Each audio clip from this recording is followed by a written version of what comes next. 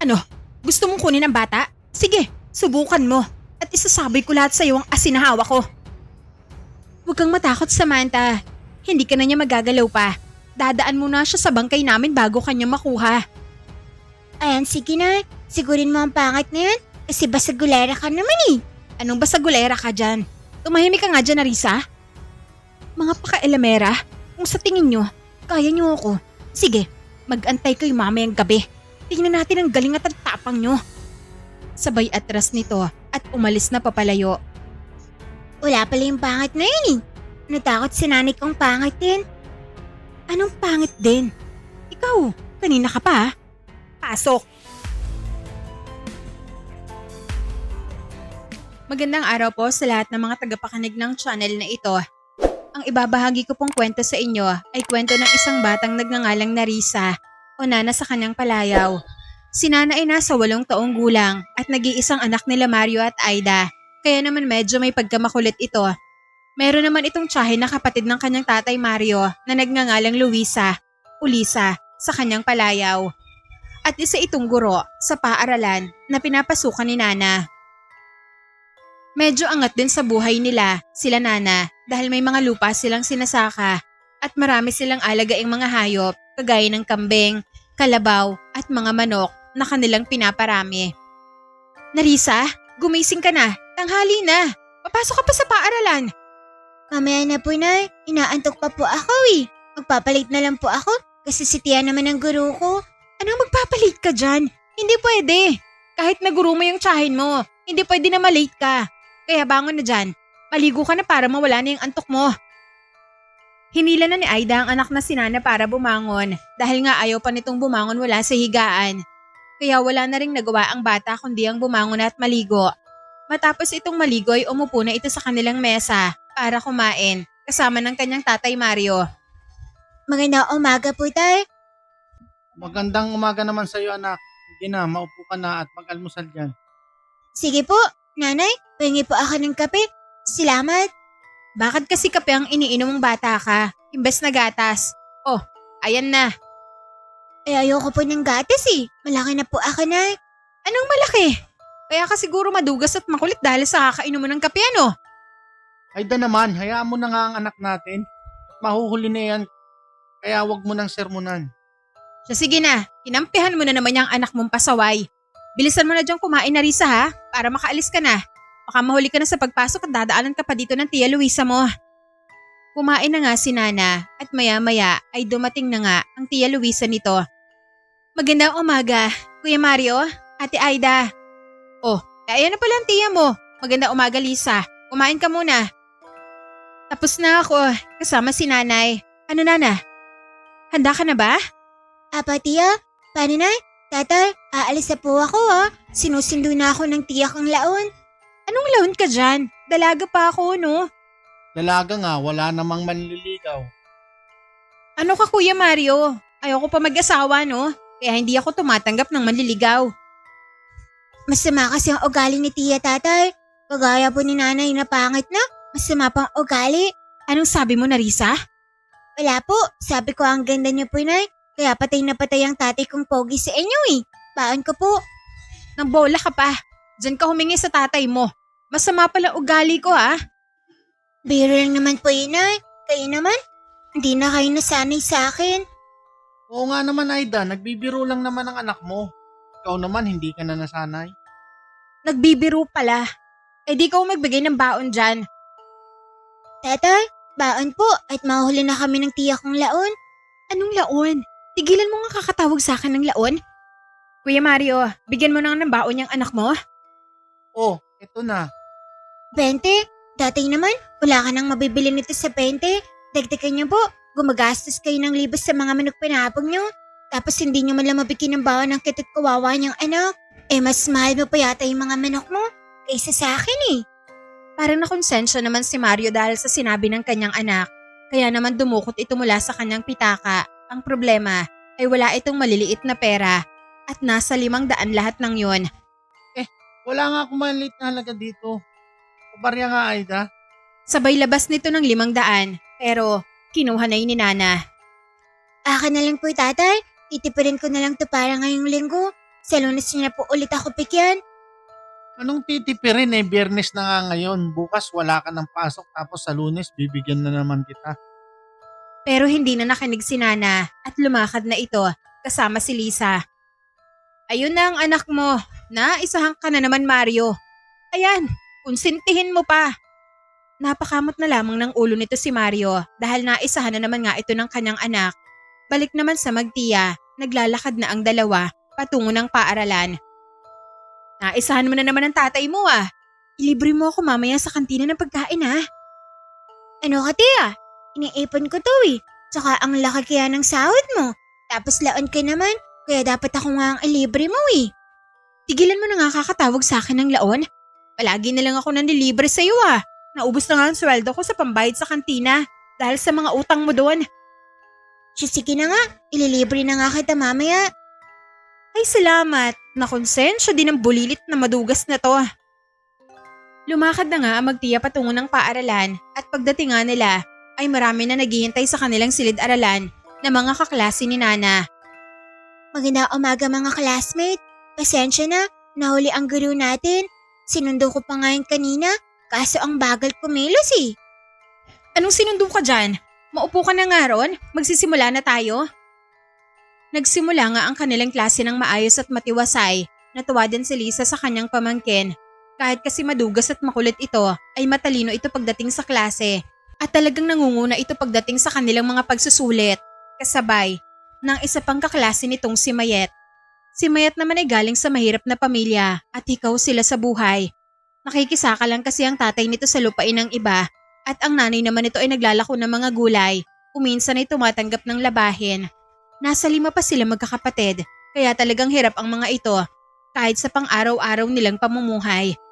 Pero nakita ni Lisa ang pagtsatsaga ng bata na makapag-aral kahit minsan ay tinutukso ito ng kanyang mga kaklase dahil marumi at luma na ang suot nitong uniforme.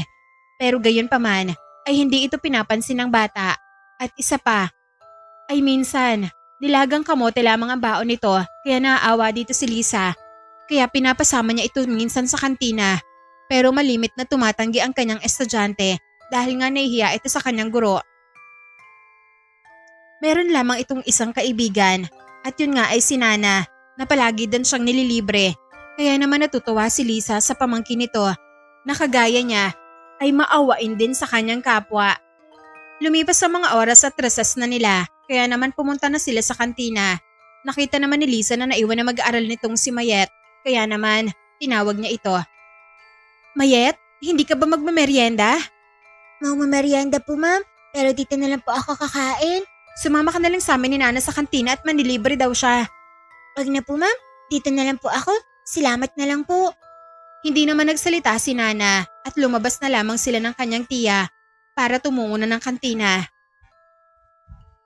Bakit kaya ayaw sumama ni Mayet sa atin? Hindi ba? Magkaibigan naman kayo. Bakit hindi mo niyaya? Hindi naman sasama yung tiya kasi nahihiya yun. Kamuti na naman siguro ang baon niya kaya ayaw niyang sumama sa atin. Baka pagtatawanan na naman siya ng iba. Sabi ni Mayet kasi tiya, baka kasi isipin ng iba na palihim mo kaming tinuturuan. Kaya mataas ang score namin palagi sa pagsusulat natin. Kaya umiiwas din siya na sumama sa atin. Di naman yan ganun ah. Matalino lang talaga kayo ni Mayet. Nga, matalino yung si Mayet at masipag mag-aral. Kahit hirap sila sa buhay. Nalungkot naman si Lisa at hindi alam ang gagawin kung paano tutulungan ng estudyante nito. Pero habang nasa kantina na sila, ay umorder si Nana ng merienda. Nasa 4 na sandwich yun at 2 soft drinks na akala niya ay para sa kanya. Oh, bakit 4 na sandwich yan? Isa lang sa akin. Hindi naman to para sa'yo, tiya. Sa akin to at kay Mayet. Doon ako kakain sa loob ng silid-aralan. Kaya mauna na ako, tiya. Umorder ko na lang dyan ng sayo. Napangiti naman si Lisa dahil para pala sa kaklase nito ang in-order niya. Kaya naman umorder na lamang din ito ng para sa kanya. Aling Diday, isang sandwich nga ho at isa hong soft drinks. Eto na Lisa, 200 lahat. Ano ho? 200? Paano ho magiging 200 ang kinuha ko? Sandwich at soft drinks lang naman ho ang kinuha ko ah. Pero yung kinuha dito ni Nana, sa'yo daw yun. Kaya, Bali 160 yung sa kanya at 40 yung sa'yo kaya 200 lahat. Ano ho? Ako ang magbabayad ng kinuha ni Narisa? Sino pa bang magbabayad ng kinuha ng pamangkin mo kundi ikaw lang naman? Naisa na naman ako ng nanang yun Akala ko pa naman siya ang manlilibre. Ako din naman pala magbabayad. Wala na nga nagawa si Lisa kundi bayaran ng kinuha ng kanyang pamangkin at naupo na lamang sa mesa para kumain. Samantala, balik naman kay Nana ay nagpunta nga ito sa kanilang silid-aralan kung saan kumakain si Mayet kaya naman lumapit ito dito. Mayet, para sa'yo to Nana, inilibre mo na naman ako. Nakakahiya na sa'yo. Naku, Wala yun. Magkaibigan tayo Tsaka wag mo na itong tanggihan. Nabalik ko na to Kaya kunin mo na. Tsaka pahinga ka ng kamote Sige, kuha ka lang dito Nana. Salamat. Paborito ko kasi to Di mo naman yan paborito Nana Naawa ka lang sa akin. Kaya mo ako tinutulungan. Hindi kaya. Paborito ko kaya talaga ang kamote. Kahit tanungin mo pa si Tia Lisa. Tsaka pati ang nanay at tatay ko. Paborito ang kamote at kamoting kahoy. Masarap kasi yung ipare sa kape. Ganun ba? May tanim kami doong kamoting kahoy, Nana. Bukas walang pasok. Bubungkalin ko na yun at ibebenta para may pambili kami ng bigas. Di, dalhin mo sa bahay. Ito ang bayad ko. sabay abot ni Nana ng 500 na kinuha niya mula sa tatay niya. Ang laki naman niya, Nana. Tsaka konti lang naman siguro yun. Baka nasa 100 lang yun pag mabenta. Mura lang naman ang bentahan ng kamoteng kahoy di dyan na sa'yo yung sobra. Tapos dalan mo na lang kami pa unti-unti pag may ani kayo ng kamoting kahoy para hindi mo na ibenta sa iba.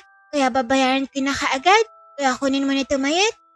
O baka sabihin mo, binigay ko yan Binili ko ang kamoting yan sa'yo.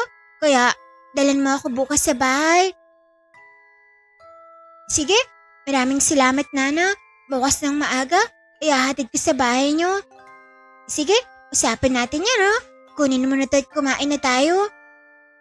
Kumain na nga ang dalawa at lingid sa kaalaman nila. Nakikinig pala si Lisa sa dalawa kaya naman natuwa ito sa kanyang pamangking si Nana. Para hindi mahiya si Mayet ay hinayaan niya na lamang ang dalawa at bumalik na lamang sa kantina para kumain. Habang kumakain naman ay nag-usap ang dalawa at sinabihan ni Mayet si Nana na huwag muna itong gagala dahil may bagong yanggaw umano sa kabilang baryo, ang sabi ng kanyang tatay. At nang bibiktima ng mga ginagabi sa daan at may nadali na nga itong isang lasing sa kabilang sityo na natagpuan na lamang nagutay-gutay ang katawan at wala ng mga lamang loob. At talaga, Mayet, may bagong yanggaw na gumagala sa kabilang baryo?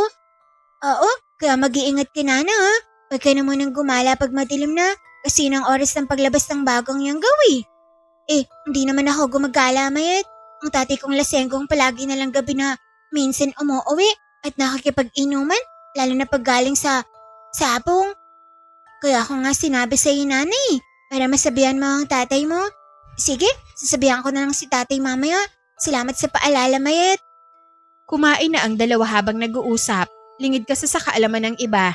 Sina Mayet ay Nana ay parehong mga kakaibang mga bata. Nakakakita sila ng mga kakaibang nilalang na hindi nakikita ng mga pangkaraniwang mga tao. Ito din ang rason kung bakit magkasundo ang dalawa at hindi masyadong naiilang si Mayet kay Nana. Masyado kasing mahiyain na bata si Mayet, samantalang makulit naman si Nana pero parehong binayayaan ng mga kakaibang kakayahan. Matapos kumain ay doon na lamang tumambay ang dalawa sa loob ng silid-aralan nila at maya-maya nga ay bumalik na ang iba nila mga kaklase. Habang pabalik ang mga ito ay may napansin sina Mayet at Nana sa isa nilang kaklase na palaging umaapi kay Mayet at tumutokso dito at ito ay si Samantha. Napatingin ang dalawa dito dahil may nilalang na sumusunod sa kanya na galit na galit. Isang maligno na kulay pula ang balat at halos sing taas lamang din nila. Pulang-pula din ang mga mata nito at may ilang buhok lang sa ulo na parang naaagnas at nakasuot pa ng uniforme. Kaya naman tinawag ito nila Mayet at Nana para sana sabihan sa kanilang nakikita. Pero sinita pa sila nito. Samantha, sandali. O bakit Mayet pangit? Anong kailangan mo? Kasi Samantha, may... Hindi na nakapagsalita si Mayet nang dumating ang kanilang gurong si Lisa at sinaway sila nito dahil sa pag-aakala na nag-aaway ang mga ito. Oh, ano yan? Samantha? Mayet? Wala po ma'am, ito kasing si Mayet pangit, tinawag ako eh. Hindi naman pangit si Mayet ikaw nga ang pangit eh, mas sama pang ugali. Tama na nga yan. Sige na, maupo na kayo doon. Magsisimula na tayo ng klase. Tayo na Mayet, hayaan na lang yun, bahala siya sa buhay niya.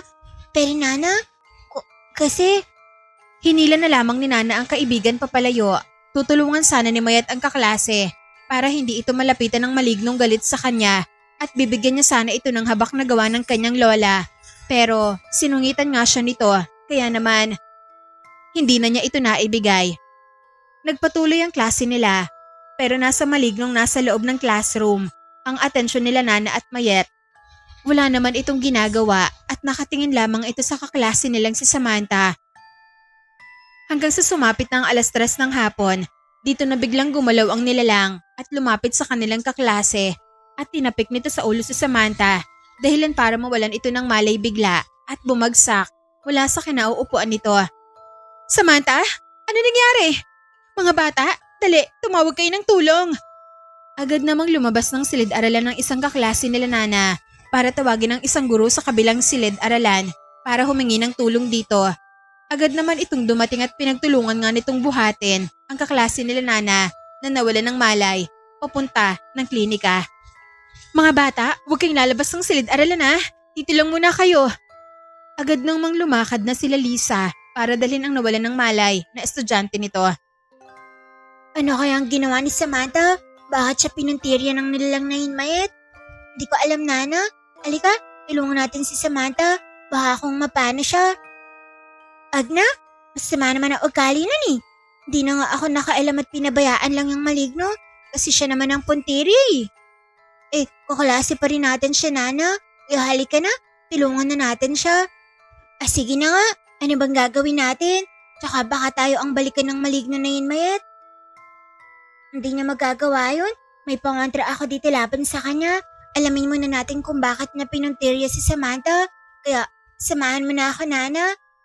Lumabas ng silid-aralan ang dalawa at pinigilan pa sila ng kaklase nila na wag aalis pero nagdahilan ang dalawa na magbabanyo lang muna kaya naman wala na din nagawa ang mga ito. Saan tayo pupunta Mayet? Paano natin matutulungan si Samantha? Kakausapin natin yung maligno at papakiusapan kasi tayo lang naman ang nakakakita sa kanya Ano? Papakiusapan? Seryoso ka ba? Ang pangit-pangit nun Tsaka nakakatakot. Huwag ka mag-alala. Hindi naman niya tayo kayang galawin Nana. May habak ako dito. Tsaka ikaw naman, mataas ang dungan mo. Kaya hindi ka niya basta-basta na masasaktan. Paano pag hindi pumayag? Anong gagawin natin? Di, susubukan ko siyang kalabanin. Kung hindi ko kaya, magpapatulong nga kay Lola. Pero kung kaya naman pakiusapan, di gagawin natin. Sumunod na lamang si Nana sa kanyang kaibigan at patungo sila sa may likod ng paaralan sa malaking puno ng balete na nakatayo roon.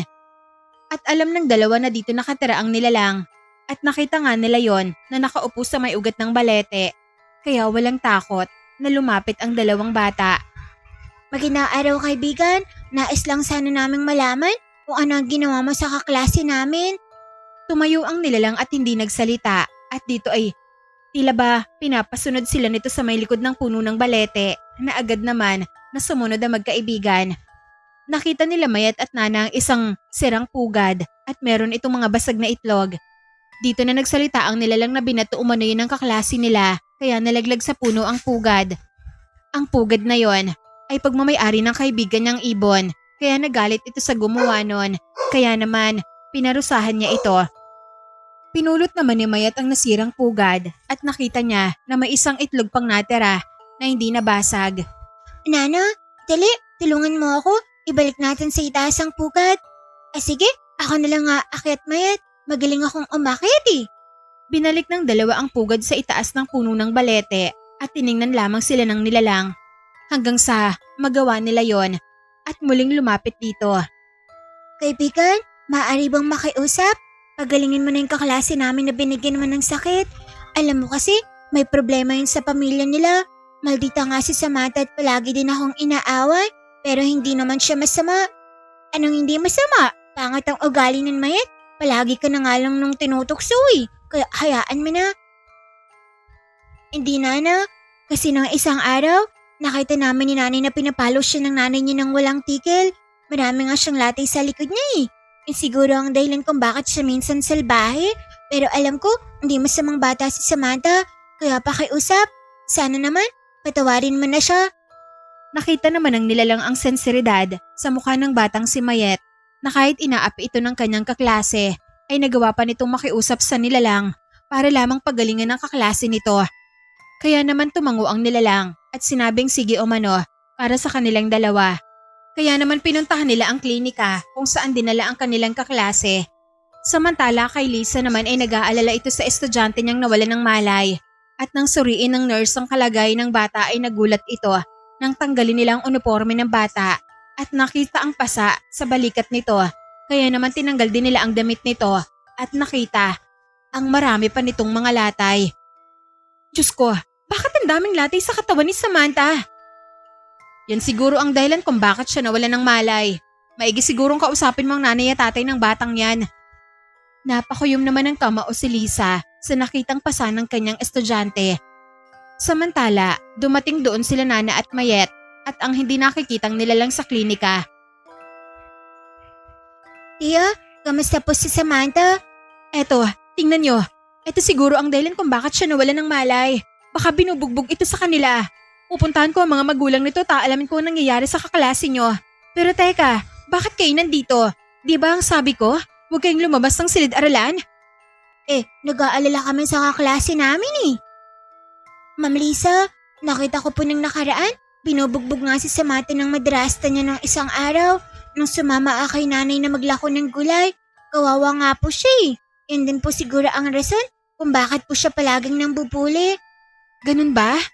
Kung ganun, umanda sa akin ng madrasta niya at mag-aharap kami. Hindi pwede to. Walang pwedeng manakit sa mga estudyante ko.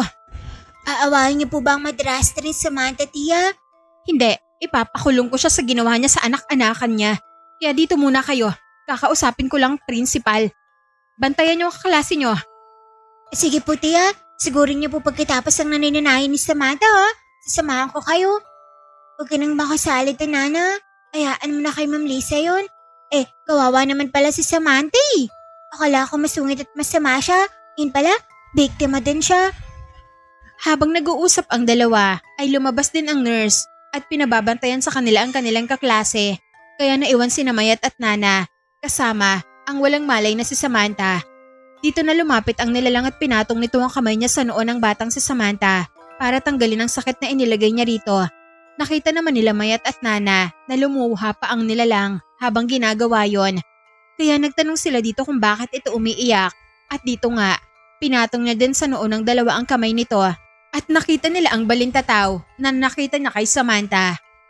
Halos linggo-linggo itong binubugbog ng kanyang madrasta dahil wala ang ama nito na nasa ibang bansa at iniwan siya ng nanay nito noon. Naawa ang dalawa sa kanilang kaklase dahil kung si Mayet ay kamote ang kinakain pag wala silang pera, si Samantha naman ay hindi pinapakain minsan ng madrasta nito kapag Sabado at Linggo. Ito din ang gumagawa ng gawaing bahay sa kanila kahit malaki ang pinapadalang pera ng kanyang ama na nasa ibang bansa. At kaya ito natatakot na magsumbong dahil isa palang aswang ang madrasta nito at tinatakot siya na papatayin kapag nagsumbong ang bata. Kaya naman pilit na tinatago ni Samantha ang takot at lungkot kapag nasa paaralan ito. Kaya siya nangaaway minsan para katakutan at layuan din siya ng iba. At binantaan kasi ito ng madrasta niya na huwag makipagkaibigan sa iba.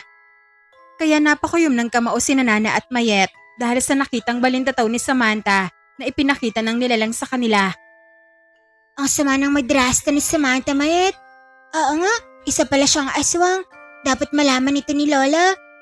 Oo, dapat mailayo natin si Samantha sa kanila muna.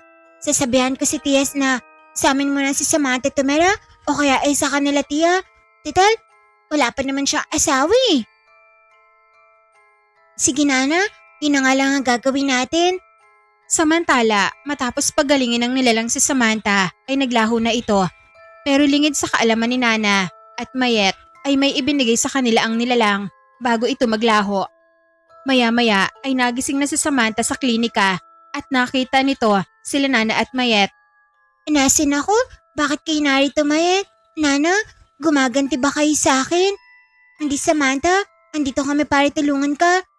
Nga, tutulungan ka namin ni Mayet. Tutulungan saan?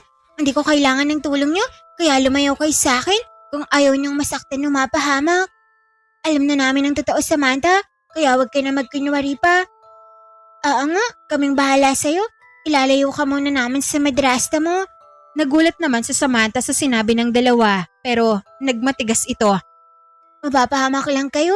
Hindi niyo kilala ang nanay-nanayan ko. Na ano? Na aswang? Hindi ako natatakot sa aswang, no? Albularia ang lola ko. Matutulungan ka namin. Kaya magtiwala ka sa amin, Samantha. Bakit niyo ba ito ginagawa? Lalo ka na Mayet. Diba? Inaaway kita. Oo nga, pero hindi naman ibig sabihin ay galit na ako sa'yo. Alam ko naman na hindi ka talaga masama, Samantha.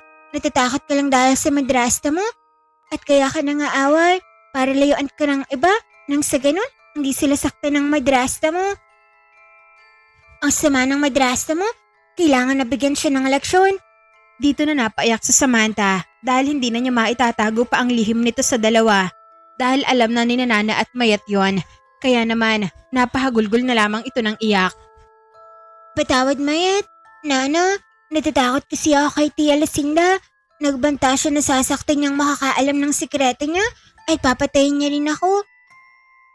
Hindi niya magagawa yun. Kaming bahala sa'yo. Nga, magtiwala ka sa amin. Basta mula ngayon, magkiibigan na tayo, Samantha, ha? Tumango naman ito at niyaka pa siya ng dalawa para pagaanin ang loob niya. At dito na, bumalik ang guru nilang si Lisa. Nana, Mayet, mabuti at sinamahan niya dito si Samantha. Nakausap ko ng principal. Pupuntahan ko ang bahay niyo, Samantha. Kakausapin ko ang madrasta mo. Wag na po, ma'am. Pakiusap. Baka kasasaktan niya po kayo. Saktan? Subukan niya lang at hindi ko siya atrasan. Hindi ko palalampasin ang ginawa niya sa'yo. Kailangan niya yung pagbayaran. Tama yun, Tia. Sigurin natin at magdala tayo ng asin at bawang. Tapos sabuyan natin. Asin at bawang? Nana naman eh. Di pa alam ni Mamang tungkol sa madrasta ni Samantha. Bakit? Anong meron sa salbahing yun? Aswang ang madrasta ni Samantha, Tia. Pinagbantaan niya si Samantha na may gagawin siyang masama dito kapag nagsumbong si Samantha sa iba. Ano? Aswang ang madrasta niya? Apo, ma'am. Kaya hihingi po ako ng tulong sa lola kong Albularia. Sa atin muna si Samantha, Tia. Kasi kawawa naman siya. Baka kung anong gawin ng madrasta niyang aswang sa kanya eh. Mukhang ganun na nga ang mangyayari. Sa atin muna siya titira. Ay, mas malala pa pala ito sa inaasahan ko ah. Mayet, pakiusap. Kailangan ko ang tulong ng lola mong Albularia. Sige po, ma'am. Pupuntahan ko po si Lola at sasabihan po mamaya. Sige, maraming salamat. Pasensya na po sa gulo na dala ko po, ma'am. Huwag kang humingi ng pasensya, Samantha. Estudyante kita, kaya hindi kita pwedeng pabayaan na lamang. Teka, alam ba to ng tatay mo na nasa abroad? Umiling ito at sinabing hindi umano nito alam ang lahat ng mga ginagawa sa kanya ng madrasta niya at natatakot kasi ito na magsumbong at baka kung anong gawin sa kanya. Sige na, huwag ka na mag-alala. Doon ka na muna sa akin tumira habang nag-iisip tayo ng paraan para mapanagot ang madrasta mo. Nga, Samantha. Tatalaon naman yung tsahin ko na to eh. Tigilan mo nga kakatawag sa akin ng laon. Sige na, umuwi na muna kayong dalawa. Mayet, sabihan mo ang lola mo para puntahan kami sa bahay. Ikaw naman, Nana, umuwi ka na. Sabihan mo ang nanay at tatay mo na doon muna kami sa inyo tutuloy. Talaga po? Sa amin po, Tia? Oo, at aalis ang lola mo, kaya wala akong kasama doon. Tsaka mas maigi ng marami tayo, para naman matakot ang aswang na madrasta ni Samantha na lusubin tayo. Sa bagay, sige po, uuwi na po kami. Tayo na, Mayet. Sandali, maraming salamat, Nana. Mayet, walang ano man yun. Kaming bahala sa'yo, kaya tara na, Mayet. Sige, Nana, tara na. Lumabas na nga ng klinika ang dalawa at nag-uusap pa. San kaya nagpunta ang nilalang sa puno ng balete, Mayet? Bumalik na sa puno, Nana. Napagaling na naman niya sa Samantha eh. Sa bagay, pero ang galing mo, Mayet. Paano mo nalaman na mabait ang nilalang na yun? Nakakatakot nga siya eh. Hindi naman kasi lahat ng pangit o nakakatakot ay masama na, Nana. Yung iba nga, nagsisimba, pero masasama naman ang ugali. Kung sa bagay, tama ka nga. Sige, umuwi na tayo para makapagkanda. Kaya naman, umuwi na nga ang dalawa sa kanilang mga bahay. At habang papauwi si Nana, ay may nakapa ito sa kanyang bulsa. Kaya naman, dinukot niya ito. At pagkakuha, ay nakita niya ang isang berding bato na makinang, nasing laki ng holen. Teka, ano kaya to? Bakit may ganito sa bulsa ko? Pero hindi bale, ang ganda nito eh. Itatago ko na lang. Tinago nga ni Nana ang naturang bato sa kanyang bulsa at umuwi na sa kanila na ikinagulat naman ng kanyang nanay Aida dahil hindi pa naman oras ng uwian. Nanay, andito na po si Nanang Maganda. Maganda sana kung hindi makulit at madugas. Oh, bakit umuwi ka na? Maaga pa. Nagbulakbul ka na naman ano? Ano ka, Nanay? Pinauwi na kaya ako ni Tia Luisa kasi may nangyari sa paaralan. Ano? May nangyari sa paaralan nyo? Ano na naman ang ginawa mo? May ginawa ka na naman sigurong kalokohan doon ano? Wala, Nanay oh. Sabi lang ni Tia, sabihan ko daw kayo ni Tatay na dito muna siya matutulog. Aalis daw si Lola at wala siyang kasama sa bahay nila eh. Tsaka may isasama siyang kaklase ko. Ano? May isasama siyang kaklase mo? Apo, si Tia na po ang magpapaliwanag sa inyo mamaya. Kaya aalis muna po ako, Nanay ah. Kakarating mo lang, aalis ka na naman agad. Saan ka na naman pupunta? Eh di sa tindahan ni Aling Mokang. Magmamerienda ako din, Nay. Nagutom kasi ako kakalakad pa uwi. Sige, Nay. Aalis na ako. Sabay takbo ni Nana at nagulat si Aida nang nakalayo na kaagad ito sa kanya. Teka, namamalikmata ba ako? Bakit andun na si Narisa sa bakod sa isang iglap lang? At dito ay tinawag niya ito pero hindi na nakinig si Nana. At nagpatuloy na ito sa pagtakbo papalayo. Ay nako, ang kulit talaga ng batang yun. Nilagay lang ang bagat naghubad ng uniforme tapos umalis na naman. Wala na nga nagawa ang kanyang nanay kundi ang mapailing na lamang sa kanyang makulit na anak at tumungo na sa isang kwarto para linisan ito. At ito ang tutulugan ni Luisa. Samantala, balik kay Nana sa tindahan ni Aling Mokang ay nagulat ang matandang tindera nang bigla na lang itong sumulpot. Aling Mokang, magandang hapon. Diyos ko naman Nana, bakit ka naman bigla na lang sumusulpot dyan? Nagulat naman ako sa'yo. Ako nga ang dapat magulat sa inyo, Aling Mokang. Kasi mukha pa kayong maligno. Nilait mo pa talaga ako. O bakit? Anong kailangan mo? Pabili po ng merienda. Ay, wala na pala akong pera at binigay ko na kay Mayat. Kaya pautang na lang po muna ako, Aling Mokang ah. Nilait mo pa ako. Uutang ka lang naman pala. Ano yung uutangin mong merienda? Soft drinks po at 2 biskwit po, Aling Mokang. Salamat po. Sandali lang. Kukuha ako. Pero teka, bakit ba? Andito ka na kagad. Hindi pa naman uwian sa paaralan. Nagbulakbul ka siguro ano? Ano ka, Aling Mokang? Hindi kaya, matalino nga ako sa paaralan namin eh. Kaya hindi ko po gawain ng magbulakbol. Mabuti naman kung ganoon. Pero bakit maaga kang pinauwi?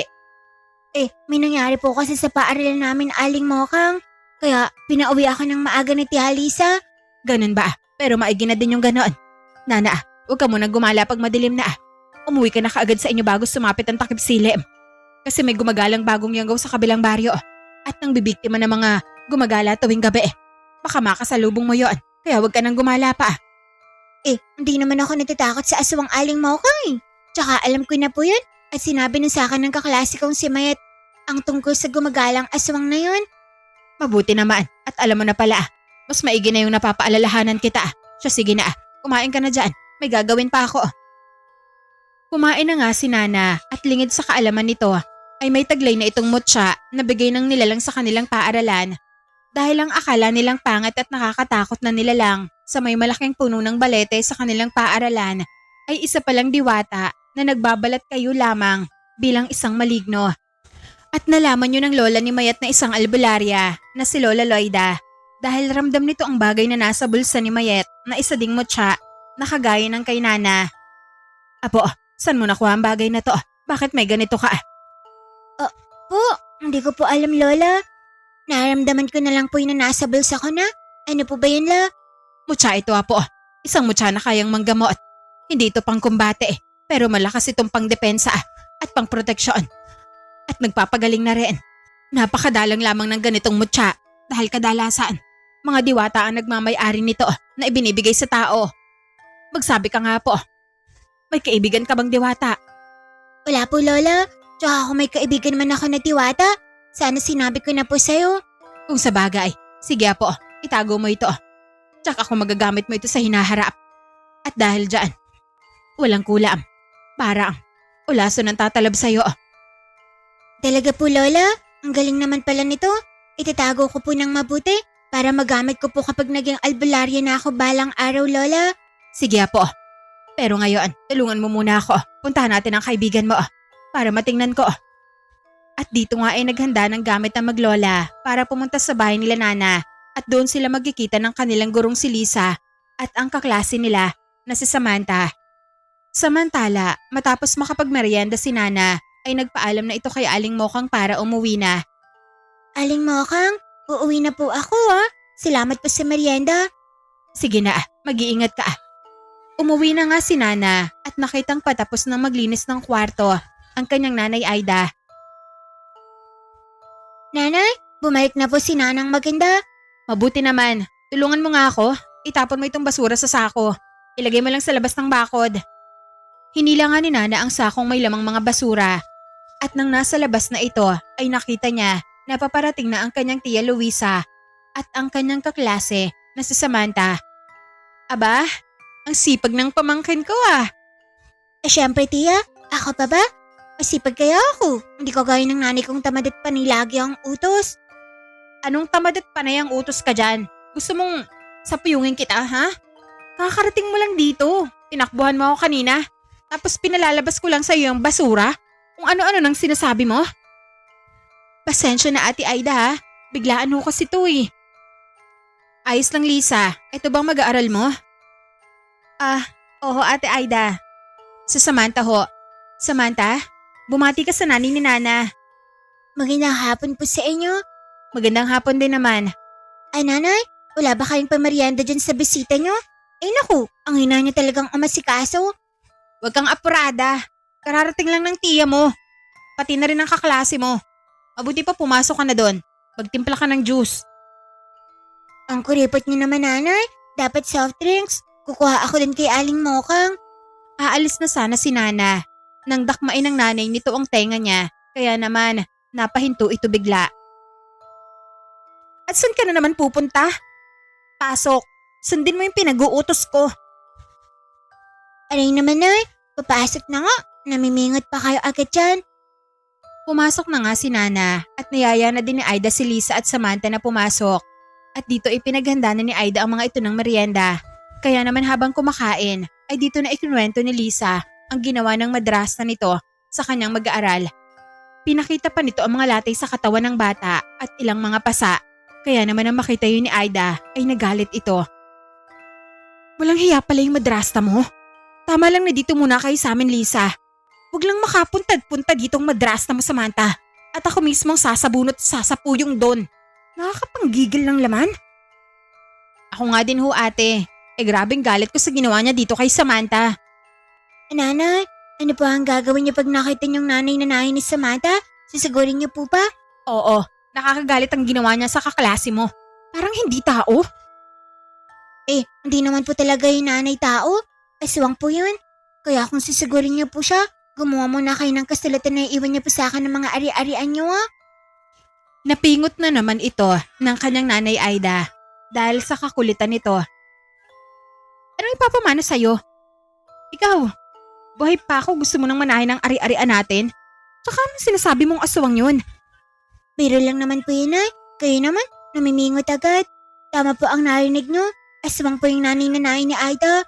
Papunta nga dito si Namayat at ang lola niyang albularya nay. Para tulungan tayo. Oho Ate Aida. Tama ho ang narinig niyo mula kay Nana. Pasensya na ho kung dito ho kami namamalagi sa inyo ngayon. Naisip ko kasi na mas ligtas dito kaysa doon kami sa bahay na kami lang ni Samantha. Dito ho kasi marami tayo. Mas maigi na nga yun Lisa. Aswang pala yun Sige, umanda siya kapag sumugod yun dito.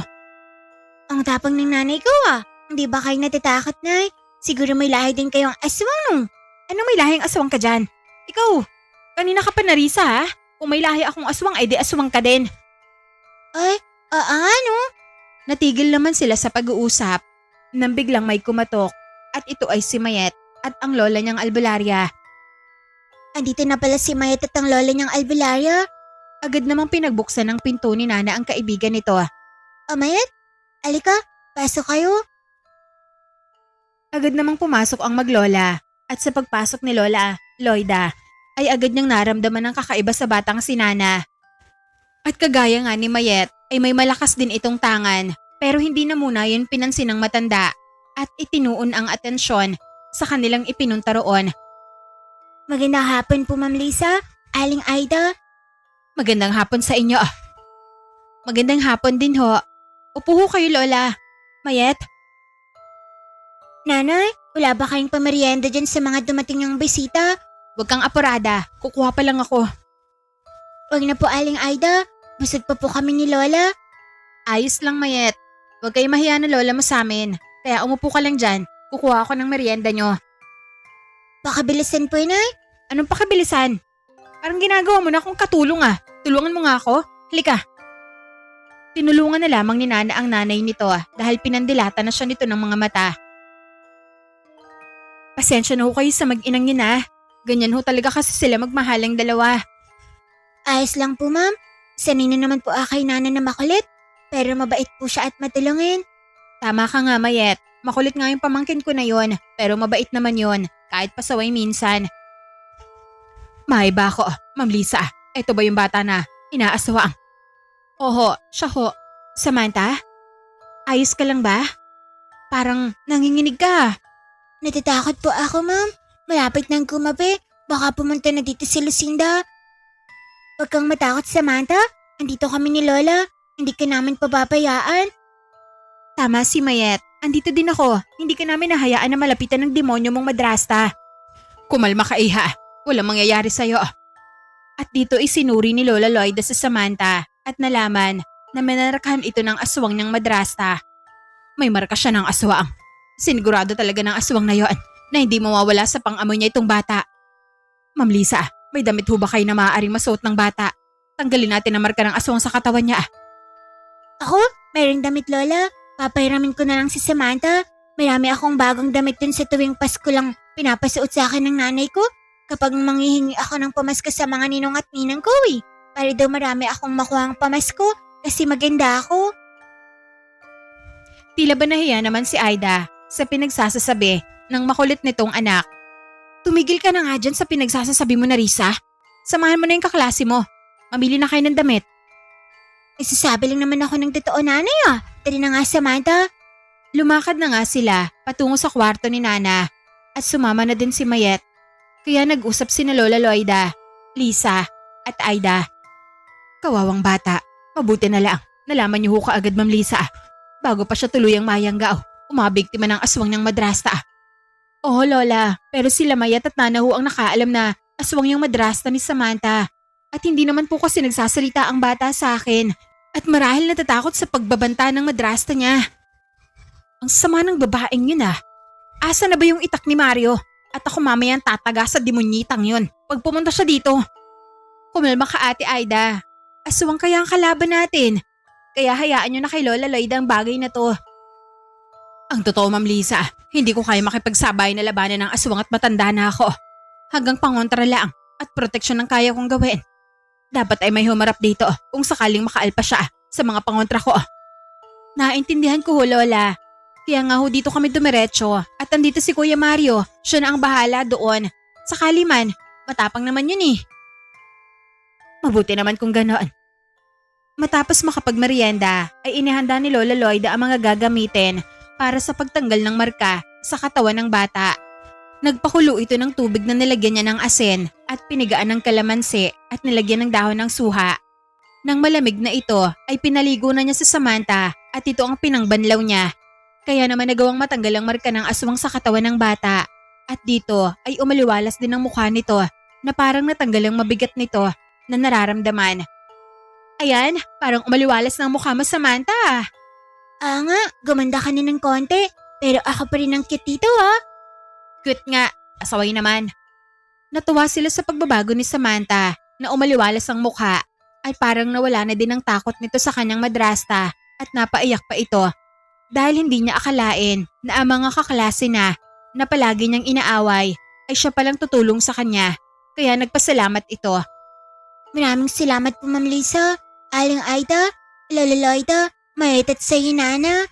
Wala yun, huwag ka nang umiyak Samantha. Sige ka, papangit ka ulit. Oo nga, basta magkakaibigan na tayo, kaya huwag kang umiyak.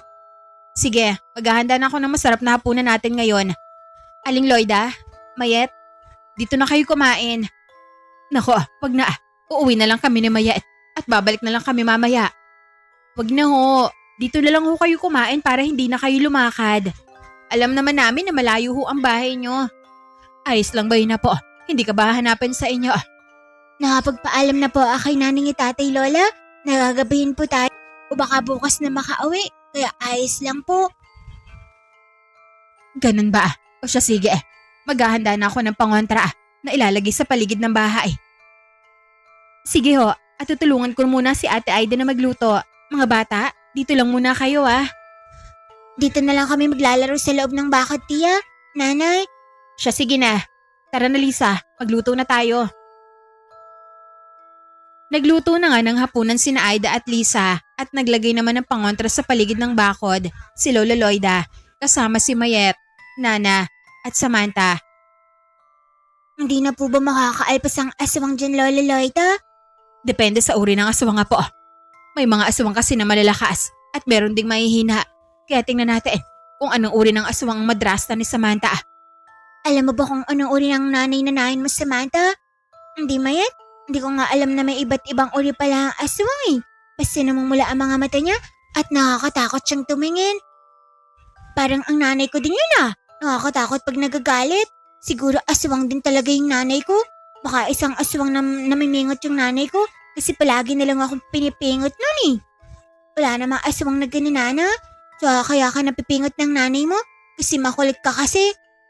Ang bait kaya ng nanay mo. Anong mabait?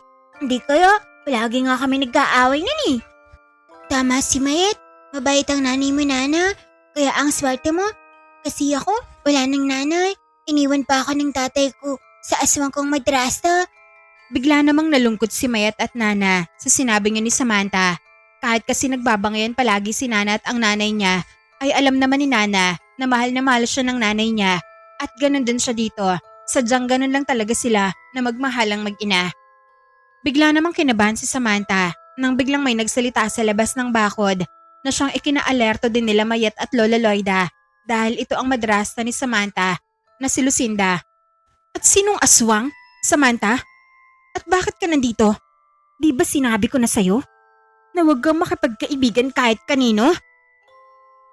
Tia Lucinda? Halika na, umuwi na tayo.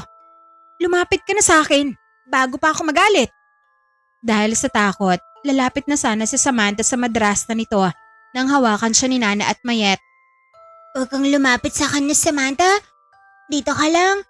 Oo nga, huwag kang lumapit sa pangit na yun. Ikaw, hindi na uwi sa inyo si Samantha. Alam na namin ang pagkitao mong pangit ka. Huwag kayong makailam dito, mga kutong lupa. Samantha, halika na. Bago pa ako tuluyang magalit sa'yo. At idamay ko yung mga kaibigan mo. Bakit hindi mo subukang aswang ka? Napakawalang hiya mo. Sinasaktan mo ang bata at minarkahan mo pa siya. At mukhang balak mo pa siyang yang gawin. Huwag kang makailam dito, matandang albularya. Sa tingin mo ba, natatakot ako sa'yo? Lumapit ito sa bakod nila Nana pero hindi ito makapasok dahil sa pangontra. At bigla ding dumating si Aida at Lisa dahil sa narinig nila na pagtatalo mula sa labas. At dito ay napaatras si Lucinda nang sabuyan ito ng asin ni Aida. Ano? Gusto mong kunin ang bata? Sige, subukan mo. At isasaboy ko lahat sa iyo ang asin na hawak ko. Huwag kang matakot, Samantha. Hindi ka na niya magagalaw pa. Dadaan muna siya sa bangkay namin bago kanya makuha. Ayan, sige na. Sigurin mo ang pangit na yan kasi basagulera ka naman Anong basagulera ka dyan? Tumahimik ka nga dyan, Arisa. Mga pakailamera, kung sa tingin nyo, kaya nyo ako. Sige, mag-antay kayo mamayang gabi. Tingnan natin ang galing at ang tapang nyo. sabay atras nito at umalis na papalayo. Wala pala yung pangit na yun eh. Natakot si nanay kong pangit din. Anong pangit din? Ikaw, kanina ka pa. Pasok! Sabay pingot ni Aida kay Nana dahil sa napakadaldal nito. Sabay pasok nila ng bahay at sumunod na din ang iba pa. Sa loob ay nagwika si Lola Loida na mukhang mapapalaban sila mamaya sa madrastang aswang ni Samantha kaya humanda umano ang mga ito. Ano ho? Akala ko ho ba may pangontra kaya hindi na siya makakapasok, Lola? Sa ngayon oo, hindi siya makakapasok. Mahina pa siya. Pero mamayang gabi, pagbuo na ang lakas niya, maaari siya makapasok sa bakod kahit may pangontra. Narinig niyo naman kanina ang sabi niya, hindi ba? Hindi magsasabi ang isang aswang kapag hindi ito sigurado. Ano ang gagawin natin? Kaya ho ba natin siya, Lola Loida? Hindi ako sigurado. Basta kailangan natin maghanda mamaya. Lahat ng pwede nating magamit ay ihanda natin laban sa kanya. Huwag kayo mag-aalala, tiya. Lalabanan naman siya ni Mayet. Apo, hindi niya na makukuha ang kaklase namin. Ano naman ang magagawa niyong dalawa laban sa aswang, Aber? Kahit ano na, basta lalaban kami, ay sa walang gagawin. Napabuntong hininga naman si Aida dahil maging siya ay napasubo na din sa sitwasyon nila na maaari nilang ikapahamak. Pero dahil naawa ito sa batang si Samantha, ay sinabi na lamang niya na pagtulong-tulungan na lamang nila mamaya kung sakaling sumugod nga dito ang aswang. Tutal, andito na naman umano ang asawa niyang si Mario. Kahit papaano ay may kasama silang lalaki sa bahay. Kaya naman nang maluto na ang kanilang hapunan ay kumain na sila. At dito ay tuwang-tuwa sila Mayet, Nana at maging sa Samantha na ngayon lang uli nakakain ng masarap. Ano, masarap ang luto ko? Ay, sinay, pwede na pong pagtyagaan. Ano pwede nang pagtyagaan ka dyan? Ang sarap ng adobong manok. Salamat po sa hapon ng Aling Aida. Oo nga, ang sarap nito. Wala kasing lasa palagi ang luto ni Tia Lucinda. Syempre, aswang yung madrasta mo na yun eh. Kaya hindi gumagamit ng asin yun. Matapos kumain, ay ang tatlo pa ang nagligpit at naghugas ng kanilang pinagkainan. Kaya naman, natuwa si Aida sa tatlo. Aba, himala ah. Ang anak ko, naghugas ng pinggan? Ayaw siguro magpatalo sa dalawa niyang kaibigan ate, kaya nagsipag din. Oo nga kahit makulit itong si Nana, kahit papaano mabait naman at matalino. Maloko nga lang talaga minsan. Palibasa, pinaglihi ko sa labo yung manok, kaya siguro gala at makulit yan. Matapos makapagligpit ng kanilang pinagkainan, ay nagpahinga na muna sila. At dito ay nag-usap si Mayet at Nana. At pinakita ang berdeng bato na nakuha ni Nana sa kanyang bulsa. Mayet, tingnan mo ito oh. Ang ganda. Magkano kaya ito maibebenta? Nana, meron ka rin yan? Bakit? Meron ka rin ba nito, Mayet? Tsaka, ano ba to? Mutya yan? Sabi ni Lola Loida. Eto, meron din ako. Pareho pala tayo. Magkaiba lang ng hugis, pero pareho ang kulay. Anong sabi mo? Mutya ito? Nana? Yan ang sabi sa akin ni Lola Loida. Pero wag mo munang ipaalam sa iba na mutya yan. Kadalasan kasi, nawawalan ng bisa ang mutya pag marami ang nakakaalam. Ganun ba? Sige, hindi ko ipapaalam sa iba. Pero ano ba ang kaya nitong gawin? Sa akin kasi, ang sabi ni Lola Loida, nakakapagpagaling Ewan ko lang sa'yo. Pero tsaka na natin alamin, doon na lang sa bahay namin. Baka kasi malaman ng nanay at tiya ni Samantha na may mutya ka Dapat sikreto lang yun. Kaya mas maigi ako at si Lola Loida lang nakakaalam na may mutya ka din, Nana. Sige, itatago ko muna ito sa bulsa ko. At dito ay itinago nga muna ni Nana ang mutya nito sa bulsa. At sakto namang dumating ang tatay Mario nito. Pero lasing nga lang, kaya galit na naman ang nanay nito dahil doon. Ano ba Mario? Kung kailan ka namin kailangan tsaka ka naman umuwing lasing? Nagwika naman si Mario na bakit ba umano at anong nangyayari? Bakit marami silang bisita? Paano ko sasabihin sa'yo? Ilasing ka na naman. Naku, Nay. Kaya ano nga yung si tatay? Pasaway talaga yan Pareho kayo ng tatay mo. Ay nako, hindi ko na talaga alam ang gagawin ko sa inyong mag-ama. Habang sige sa kakatalak si Aida, ay tulog na pala si Mario. Kaya, mas lalo itong nainis. Kita mo na, tinulugan pa tayo ng magaling mong ama. Siya na lang sanang inaasahan natin. At siya lang lalaki sa pamamahay na to. Tapos ayan lasing pa. At tinulugan pa talaga tayo ha. Hayaan mo na ate. Hindi naman kasi alam ni Kuya Mario na may ganito tayong problema eh. Ano pa nga bang magagawa ko, Lisa? Tulungan mo na nga lang ako. Ilipat natin tong kuya mo. Papunta sa kwarto, Lisa. Pinagtulungan nga ng dalawa si Mario na ilipat ng higaan at nakatulog na ito sa kanilang sofa. Matapos yon ay nagmatsyag na sila. Lumalim na ang gabi. Wala pa rin ang kanilang inaantay na bisita. Kaya naman dinalaw ng antok sina Samantha, Lisa at Aida. Kaya nakatulog ang mga ito. Habang nagkakape naman si Mayet at si Nana sa kanilang kusina kaya hindi sila inantok. Pero lingid sa kaalaman ng dalawa ay kagagawa niyo ng aswang na marunong magpalipad hangin para makatulog ang mga tao sa bahay. Alam naman yun ni Lola Loida pero hinayaan lamang niya ito dahil may pangontra naman ito. At isa pa, para na din subukan si Mayet at Nana na alam niyang may taglay na mutya kung magagawa silang maapektuhan ng palipad hangin ng nilalang. Kaya naman, nang nakatulog sina Samantha, Lisa at Aida at naiwan ng dalawa, ay napangiti ito dahil tunay nga na may mga tanga ng dalawa na mas malakas kaysa sa ginawang palipad hangin ng aswang na kanilang bisita na nasa labas na pala ng bakod at nag-aantay lamang ng tamang pagkakataon. Mga bata, hindi ba kayo inaantok? Hindi po, Lola. Nagkakape kami ni Mayet eh. Nga, kaya hindi kami inaantok, Lola. Pero sila Ma'am Lisa, Samantha at Aling Aida, natutulog na pala po. Nga, ang hihina pala sa puyatan ni Nanay at Tia Lisa ko. Hindi sila nakatulog dahil sa antok, kundi sa ginawa ng aswang mga po. Hindi pala ordinaryong aswang ang madrasta ng kaklase nyo. Palagay ko. Isa siyang barbalaang na magaling sa mga orasyon at iba pang itim na karunungan. Ano po? Aswang na magaling sa itim na karunungan? Oo po, kaya maghanda kayong dalawa. Mukhang magiging mahaba ang gabing ito. Biglang napatayo si Mayet at Nana nang maramdaman na umiinit ang kanilang mga mutya sa kanilang mga bulsa. Biglang uminit ang bato sa bulsa ko, Mayet. Sa akin din na Nana, uminit din. Isa lang ibig sabihin niyan, nasa malapit na ang aswang. Kaya maghanda na kayong dalawa. Naghanda na nga ang dalawa at kinuha pa ni Nana ang tansong itak ng kanyang tatay Mario. Samantala si Mayet naman ay kumuha ng asin. Huwag kayong lalabas ng bahay na dalawa. Dito lang tayo sa loob. Tumango naman sila at maya-maya pinasilip sila ni Lola Loida sa siwang ng pinto at nanlaki ang mga mata ng dalawa nang makita nila si Lucinda sa labas. Bagamat ito pa rin naman ang suot nitong damit kanina pero iba na ang wangis nito. Buhaghag na ang buhok at may mayabong na kilay. Namumula na din ang mga mata at may mahabang mga kuko. Yan ang barbalang na aswang mga po. Ano po ang gagawin natin, Lola? Hindi naman yan kalakasan pero magaling yan sa mga orasyon. Pero ang hindi niya alam ay may tangan kayo mga mutya kaya bubulagin natin siya. At ang alam niya siguro ay ako lang ang gising kaya ako ang haharap sa kanya. Tapos pag nakakuha na kayo ng pagkakataon, sigurin yung dalawa. Sige. Nakahanda na tong ita ko. Itataga ko ito sa kanya mamaya.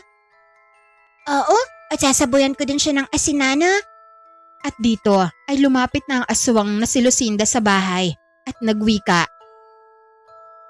Matandang albularya, alam kong ikaw na lang ang gising sa bahay na yan. Kaya lumabas ka na. Magtutuos tayo. Matapang ka hindi ba? Labas! At dito ay lumabas nga si Lola Loida at hinarap si Lucinda. Matapang ka nga! Para lumabas ng bahay. Hindi ako duwag. Kagaya nyo na nagtatago sa dilim at mga inosente lang ang kinakaya. Mga paka-elemera kayo. Kasama ng guro ng anak-anakan ko. Kaya kapag natapos ako sayo, sila naman ang isusunod ko tanda. Yan ay kung nga hayaan lang kita na gawin ang binabalak mo. Naglabas ng punyal si Lola Loida at nag-orasyon pa pero natawa lang si Lucinda. Dahil hindi man lang umubra ang orasyon ni Lola Loida sa kanya. Dahil nga nakapaghanda na ito at nagpataw na ng pangdepensa sa mga orasyon ng kanyang kalaban. Walang epekto sa akin yung tanda. Ngayon, humanda ka. Sinugod ito ni Lucinda at dahil walang epekto ang orasyon na pangpahina sa aswang, ay nagawang madumog nito si Lola Loida at nagawa nilang matumba at mabitiwan pa ang punyal nito. Ano ka ngayon matandang albularya? Nasaan ang galing mo? Wala nang tutulong sa'yo. Mamamatay ka na ngayong gabi. Alam ko na hindi uubra sa yung orasyon ko dahil isa kang barbalang. Pero mali ka nang iniisip na walang tutulong sa akin. Mga po, ngayon na. Nagulat na lamang si Lucinda nang pagtingala niya ay andyan na si Mayet at si Nana. Lumayo ka sa lola ko, pangit ka. Sabay saboy ni Mayet ng asin dito, kaya naman napatakip ng mukha ang aswang na si Lucinda at napahiyaw na lamang ito nang tagain ito ni Nana. Kaya naman napaalis ito sa pagkubabaw kay Lola Loida.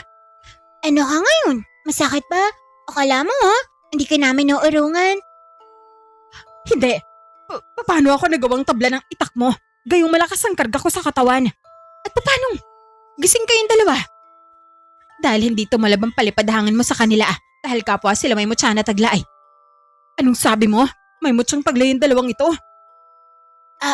Kaya hamanda ka sa akin.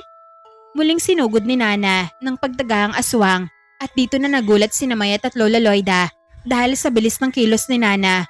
Maging ang aswang na si Lucinda ay nagulat din kaya hindi ito nagawang makapaghanda nang tagain itong muli ni Nana dahilan para muli itong mapahiyaw. Ano ka ngayon? Magbabayad ka sa ginawa mo kay Samantha? Ikaw naman ngayon ang papahirapan ko. Lumaban naman si Lucinda para kalmutin si Nana. Pero sa mga mata ni Nana ay mabagal ito kaya nagagawa niyang mailagan ng kalmot ng nilalang at nakakaganti ito ng pagtaga dahilan para masugatan niya ang aswang. Sumali na din si Mayet at sinaboyan ito ng asin si Lucinda kaya naman wala itong nagawa sa dalawang bata dahilan para mapaatras ito. Tatakas ka pa Nana, wag na, hayaan mo na. Wag mo nang habulin pa. Hindi na din naman yun mabubuhay pa. Paano niyo po nalaman na hindi na yun mabubuhay pa, Lola? Dahil sa mutya mong hawak. Bawat sugat na gawa ng pagdaga mo sa kanya ay may lason. Dahil sa bisa ng mutya mo, taglay mo ang mutya ng makabuhay. Mutya ng makabuhay? Oo, Nana. Dalawang klase ng mutya ng makabuhay. Isang pangdepensa at panggamot na taglay ni Mayet. At ang isang klase naman ay pangkumbate na nagbibigay ng bilis at lakas sa sandata mo. Na siyang taglay mo ngayon, Nana. Ang mutya na ito ay bihira dahil nagmumula ito sa pangangalaga ng isang diwata na binibigay sa tao. Galing si diwata ang mutya namin ni Mayet. Pero wala naman kamang nakikilalang diwata eh. Impakta meron at yun ang nanay ko kapag nagagalit. Oo nga, Lola. Ang natatandaan lang namin ay yung maligno sa may paaralan na siya ding nagbigay ng sakit ng una kay Samantha. Pero binawi niya rin yun. Anong sabi niyo? Maligno na nagbigay ng sakit sa kaklase niyo at binawi niya. Apo, yun lang naman po ang nakaengkwentro namin ni Mayet, Lola. Kahit pangit, pero mabait naman pala pag napakiusapan. Ganun ba?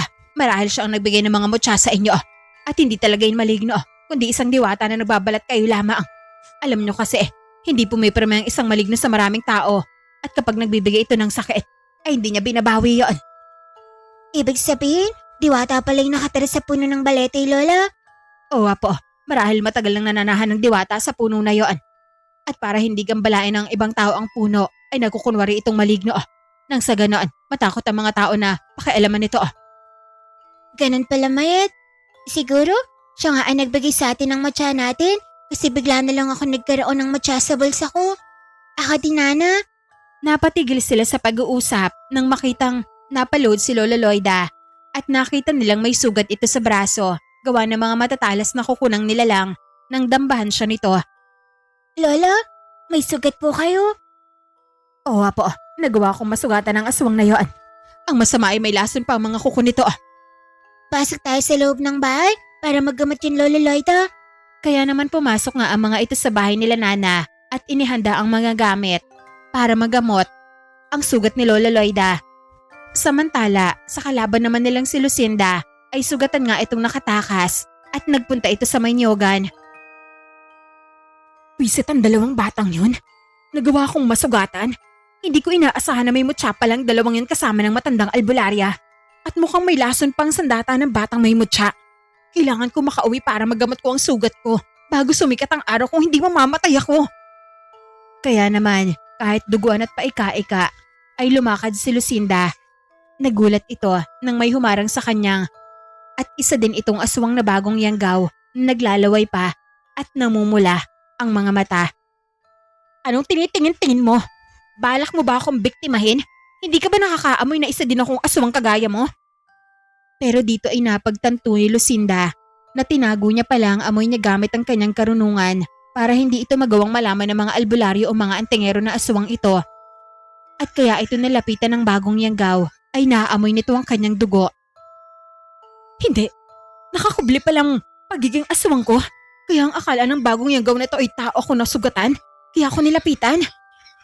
Lumapit kay Lucinda ang bagong yanggaw na naglalaway. Sandali! Aswang ako! Kagaya mo! Nagbago ng anyo si Lucinda pero hindi tumigil sa pagsugod ang bagong yanggaw dahil hindi pa nito nagagawang makontrol ang pagiging aswang nito. Kaya naman nagpambuno sila ni Lucinda at dahil marami na itong sugat ay wala na itong nagawa sa kanyang kalaban at nagawa siyang mapatay nito at kinain ng kanyang mga lamang loob. Samantala, balik naman kina Nana at Mayet ay kinabahan si Mayet ng mga itim ang braso ng kanyang Lola Loida at nang hina ito bigla at hindi na makagalaw. Lola, ayos lang po ba kayo? Hindi po. Mabilis ang paggalat ng laso ng berbalang sa katawan ko. Nangihina na ako. Napaiyak naman si Mayet dahil sa nalalagay sa panganib ang kanyang Lola Loida. Pinakuha nito kay Mayet ang ilang mga dahon na pangontra sa lason at inilagay sa sugat nito pero walang nangyari at patuloy pa rin ang pagkalat ng lason dito. Hanggang sa tuluyang mawalan ng malay si Lola Loida dahil kinakain na ng lason ng lakas nito. Lola Loida, ano pong gagawin ko? Nana, nawalan ng malay si Lola Loida. Anong gagawin natin? Mayet, gamitin mga mutya mo. Di ba sabi mo, mutsaya na nakakapanggamot? Hindi ko alam kung paano gamitin ito, Nani. Hindi pa naituro sa akin ni Lola kung paano mapapagana ito. Ako din naman, hindi ko alam kung paano gumana ang mutya ko pero nagawa ko pa rin magamit. Siguro, kailangan mo lang magtiwala sa mutya na gagana ito. At kinuha nga ni Mayet ang mutya sa kanyang bulsa at pumikit, sabay nagdasal ang bata. Mutya sa akin, kamay. Nakikiusap ako sa'yo. Ituro mo sa akin kung paano ako mapapagaling ang lola ko. Nagliwanag ang mutya ni Mayet at dito ay may kung anong boses ang nagsabi sa kanya ng kanyang gagawin. Kaya naman, agad na itong sinunod. Kumuha si Mayet ng tubig at saka inilagay niya dito ang kanyang mutya at nag-orasyon. Mutya ng makabuhay, tanggalin mo ang lasa na gawa ng kaaway. Nagliwanag ang mutya sa loob ng baso ng kulay berde at nang mapawi na ang liwanag ay ibinuhos ito ni Mayet sa sugat ng kanyang lola at dito ay nagulat sila ni Nana nang may lumabas na itim na likido mula sa sugat at ito na ang lason mula sa berbalang. Ay na Mayet, lumabas na ang lason. Tingnan mo, gumaling na kaagad ang sugat ng lola mo. Nawawala na ang pangangitim. Nga Nana, ang galing ng mutya na to. Ngay, magaling sa panggagamat yang sayo at panlaban naman yung sa akin. Mabuti na lang, merong tayo nito Nana, no? Ngay, kung wala siguro, may hirapan tayo na kalabanin ng aswang at gamatin ng lola mo. Salamat sa nagbigay sa atin ito. Gagamitin ko talaga ito para makatulong sa iba. Ako din Mayet, gagamitin ko din ito para makatulong din sa nangangailangan. Sabay apiran ng dalawa dahil nagawa nilang magamit ang mga mutya na ipinagkaloob sa kanila noong gabi din na yon. Kaya naman matapos magamot si Lola Loida ay natulog na din silang dalawa para makapagpahinga. Kinabukasan nga ay tanghali na sila nagising ni Mayet at paggising nila andun na sa mesa si Lola Loida, kausap si Lisa at Aida, pati na rin si Samantha. Oh, gising na pala sila Nana at Mayet ate oh. Mabuti naman, gusto nyo ba ng kape? Magandang umaga Nanay, Tia, sakay sa'yo Samantha. Sige po Nay, pahingi po ng kape. Magandang umaga po sa inyo. Umupo na kayo mga po. Umupo na nga ang dalawa at pinagtimpla na sila ng kape ni Aida. Tinanghali tayo ng gising Mayet ah. Oo nga Nana, napagod siguro tayo no? Salamat sa inyo Nana, Mayet, at dahil sa tulong nyo, hindi ako nagawang makuha ni Tia Lucinda. Wala yung Samantha, maliit na bagay. Mabuti na lang, nagawa siyang mataboy ni Lola Loida kagabi. Nakatulog pa naman tayong lahat.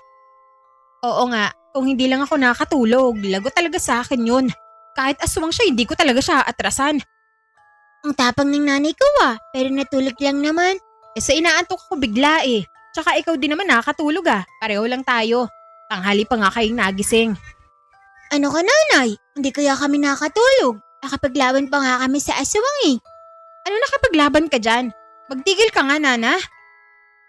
Apo, nagawa ko pa nga siyang matagagamit ang itak ni Tatay Mario Tumigil ka nga dyan. Huwag mo na akong bulahin. Hindi naman ako nagbobola nanay Mabuti na lang. Nakatulog kayong lahat. At hindi nyo din nakita ang nakakatakot na anyo ng nilalaang. Siguro, sinadya niya din na gamitan kayo ng salamangka para makatulog. Nang sa ganun ay madali niya magagawa ang balak niya Pero mali siya ng binangga. At ayon, tumakbo siyang sugataan. Sabay kindat ni Lola Loida sa dalawa at agad naman yung nakuha ni Mayet na si Lola Loida ang nakipaglaban sa aswang at hindi sila para hindi sila magawang pagdudahan ni Aida at ni Lisa pati na rin ni Samantha. Kapag nalaman kasi nila na si Nana ang nakipaglaban sa aswang ay tsak maraming tanong ang mga ito at baka malaman pa na may tangan silang mutya. Kaya naman pati si Mayet ay sumakay na din sa sinabi na yon ni Lola Loida. Oo, nakatulog tayo nana. Umihili ka pa nga Siguro, nanaginip ka lang nakalaban mga aswang. Kita mo na, Narisa? Hindi na lamang nagsalita pa si Nana at nagkape na lamang ito. Matapos makapag-agahan ay nagpaalam na sila Mayet at Lola Loida para umuwi na. Maraming salamat po sa inyo Lola Loida, Mayet. Wala nga naman po yun, ma'am. Paano, Nana? Kita na lang tayo, Sige, Mayet. Ingat kayo. Dadalaw na lang ako sa bahay niyo sa susunod. Dalhin niyo ho itong bigas Lola Loida, Mayet. 10 kilo yan para may bigas kayo. Nako, maraming salamat Aida. Kami nga ho ang dapat na magpasalamat sa inyo at ligtas sa mga bata dahil ho sa inyo. Tumango naman si Lola Loida, sabay tingin kay Nana. Kung alam lamang na Aida na ang anak nitong si Narisa ang nakipaglaban sa aswang, ay tsak na magugulat talaga ito. Pero mas maigi nang sila lamang tatlo ni Mayet ang nakakaalam nun para maiwas ito sa mga katanungan. Kaya naman nagpaalam na ang maglola at umalis na kaya naiwan sina Lisa, Samantha, Aida at Nana sa kanilang bahay. Ate Aida, aalis muna kami ni Samantha Kailangan ko makakausap ang ama niya para naman masigurado ang kaligtasan ng bata. O sige, mag-iingat kayo. Lumakad na din sina Lisa at Samantha, kaya naman naiwan na lamang ang mag-ina. Nanay, alis din po muna ako At saan ka naman pupunta? Sa tindahan po ni Aling Mokang. At ano na naman ang gagawin mo sa tindahan ni Aling Mokang? Tatambay at mangungutang? Hindi po nanay Makikisagap lang po ako ng balita. Alam niyo naman po na chismosa yung si Aling Mokang Baka may balita na yung tungkol sa aswang. Siya sige, sabihan mo ako kung ano malalaman mo dun Sige po, pero pahingi po ako ng pera, Nay. Pera? Para saan? Syempre, kailangan ko dun tumambay kay Aling Mokang, kaya dapat bibili din po ako. Ayoko na kasing mangungutang dun Wala akong pambayad. Mabuti naman at alam mo. Ako na lang palagi ang nagbabayad ng utang mo doon. Siya sige na. O itong 20. Gawin niyo na pong 50, Nay. Ang kuripot niyo naman po Eto na. Gastadora ka talagang bata ka. Huwag ka nang gagala kung saan Apo, Nay? Sige po. Lumakad na nga si Nana patungo sa tindahan ni Aling Mokang. At dito ay nakita niyang ilan nilang kababaryo na mga chismosa. Magandang umaga sa mga kababaryo naming mga chismosa. Lahat ay napalingon naman kay Nana. O bakit? Totoo naman po ang sinasabi ko Nagsialisa na ang mga ginang, kaya naman naiwan na lamang si Aling Mokang sa kanyang tindahan. Pambihira ka talaga Nana Nagsialisan tuloy ang mga kumari ko. Binati ko lang naman sila Aling Mokang Masama po ba yun? Binati mo nga, sinabihan mo naman mga chismosa. Umalis na lang tuloy. Totoo lang naman po yung sinabi ko Aling Mokang Kung hindi naman totoo yun, dapat hindi sila apektado. Kagaya niyo po, pag sinabihan ko po ba kayong pangit kayo, maapektuhan din po ba kayo? Syempre hindi. Hindi naman ako pangit. Pangit po talaga kayo Aling Mokang Kaya siguro, hindi na kayo naapektuhan at sanay na kayo. Pambihirang batang itong si Narisa. Pumunta lang dito para manlait. Teka, bakit ka ba narito? Bibili po ako ng chichirya Aling Mokang. Eto po, may pera po ako. Mabuti naman. Sige, kumuha ka na lang dyan. Akin ang bayad. Binigay na nga ni Nana ang bayad sa tindera at kumuha na ng chicherya. At dito ay tumambay ito sa tindahan ni Aling Mokang. Aling Mokang, ano po ba yung pinag-uusapan niya dito kanina nung dumating ako? Mabuti nabanggit mo. Naalala mo ba yung kunento ko sa'yo noong nakaraan? Yung tungkol sa bagong yanggaw. Opo, ano po ang tungkol sa bagong yanggaw, Aling Mokang? Ayun, may nabiktima na naman. Wakwak ang tiyan. Natagpuan na lang sa damuhan. Ano po? May nabiktima na naman ng bagong yanggaw? Kaya nga sinabi ko sa'yo na mag-iingat ka. Huwag ka nang gagala kapag gabi na. Kawawa naman yung nabiktima ng bagong yanggaw na yun Oo nga, salo talaga yung mga aswang na yon. Nakakatakot na tuloy gabihin kapag uuwi na. Habang nag-uusap naman sila Nana at Aling Mokang, ay dumaan naman si Lisa. Kaya naman tinawag ito ni Nana. Tia, andito po ako. Ali po kayo dito. Libre ko po kayo. Anong ginagawa mo dito? Magandang umaga ho, Aling Mokang. Magandang umaga naman sa'yo, Lisa. Saan ka galing? Hinatid ko lang ho ang kaklase ni Nana sa tiyahin niya. Hinatid niyo po si Samantha, Tia? Oo, nakausap ko ng tatay niya. Galit na galit nga sa nangyari. Kaso hindi pa daw siya makakauwi at nasa 3 buwan pa ang kontrata niya. Kaya sa kapatid na lang daw niya muna nito sa Samantha pansamantala. Mabuti naman kang ganon. Eh di, lilipat na si Samantha sa ibang paaralan? Ganun ba, Tia? Hindi, tatapusin lang ni Samantha ang taon na to. Tapos dadali na daw siya ng tatay niya sa ibang bansa. Ganun ba? Masaya ako para sa kanya. Ako din, masaya ako para sa kanya. Tsaka alam mo ba Nana, yung madrasta ni Samantha, natagpuan na patay sa damuhan, sa Manyogan. Nako, yun siguro ang nabiktima ng aswang Lisa. May gumagala kasing bagong yanggaw dito. Mabuti nga yun, Aling Mokang, at nakarma siya sa pananakit niya kay Samantha. Oo nga, mabuti na buwasan ng masasamang tao sa mundo. Sa isip kasi na magtiya, ay mabuti nga dito at napatay ito ng aswang kahit na aswang din ito. Matapos tumambay ang magtiya ay umuwi na sila at dito ay sinabi ni Lisa kay Aida ang nangyari at natuwa pa ito. Mabuti naman, nararapat lang yun sa kanya, mabutit namatay na yun. Oo nga ate, sabihan mo si kuya, huwag na muna magpapagabi.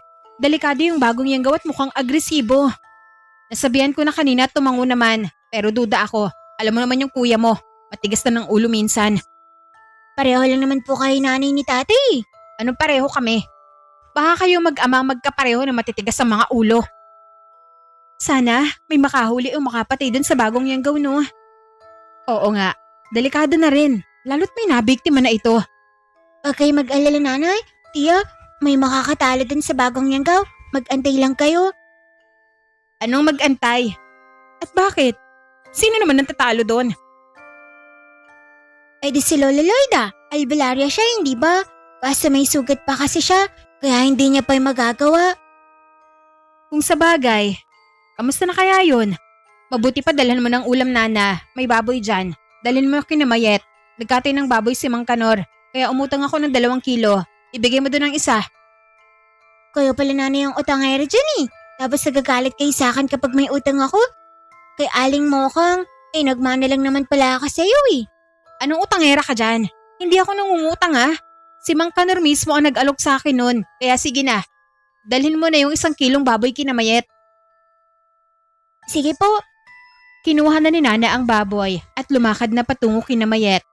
Pagdating niya sa bahay ng kaibigan niya ay nakita niya itong nagsasalansa ng mga kangkong na kanilang kinuha sa ilog para ilako. Magandang araw, Mayet. Aling Myla. Oh, ikaw pala, Nana? Anong ginagawa mo rito? Pinapadala sa'yo ni nanay kong masungit. Oh, ha? Baboy to Oo, 1 kilo yan. Nagkatay kasi sila Mang Kanor eh. Kaya kumuha si nanay. At ayan, pinabibigay sa inyo. Kamusta na palang lola mo? Ayun, nagpapahinga Nana. Mayet, mabuti pa. Dumito ka na lang muna. Ako na magdi-deliver nito sa palengke. Lutuin mo na lang yung dala ni Nana. Sige po, Nay. Salamat Nana Tsaka pakisabi sa nanay Aida mo. Salamat ka mo. Ang bait niyo talagang mag-anak. Ako lang po ang mabait, Aling Myla. Masama po talaga ang ugali ng nanay ko na yun. Palagi na lang akong pinipingot. Sa ibang tao po, mabait po talaga siya. Pero sa akin po, inaapi niya po ako. Makulit ka naman kasi minsan talaga nanay. Tsaka ang bait-bait nga ng nanay mo eh. Hindi ka naman inaapi. O paano? Alis na muna ako anak ha. Mag-usap na muna kay dyan ni Nana. Sige po, Aling Myla. Lumakad na nga ang nanay ni Nana, kaya pumasok na sila sa bahay. At doon ay nakita nila si Lola Loida na nag-aayos ng kanyang mga boteng may langis na ginagamit niya sa panggagamot. Magandang araw, Lola. Andito ka pala Nana. Magandang araw din sa'yo.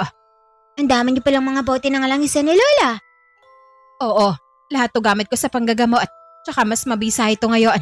Dahil sa binabad namin dito ang mutya ni Mayet. Kaya sigurado ako marami nang mapapagaling ng mga langis na to. Mabuti naman at marami po kayong matutulungan na mga kababaryo natin. Pero maiba ako, Lola Loida. Mayet, alam niyo na ba ang balita?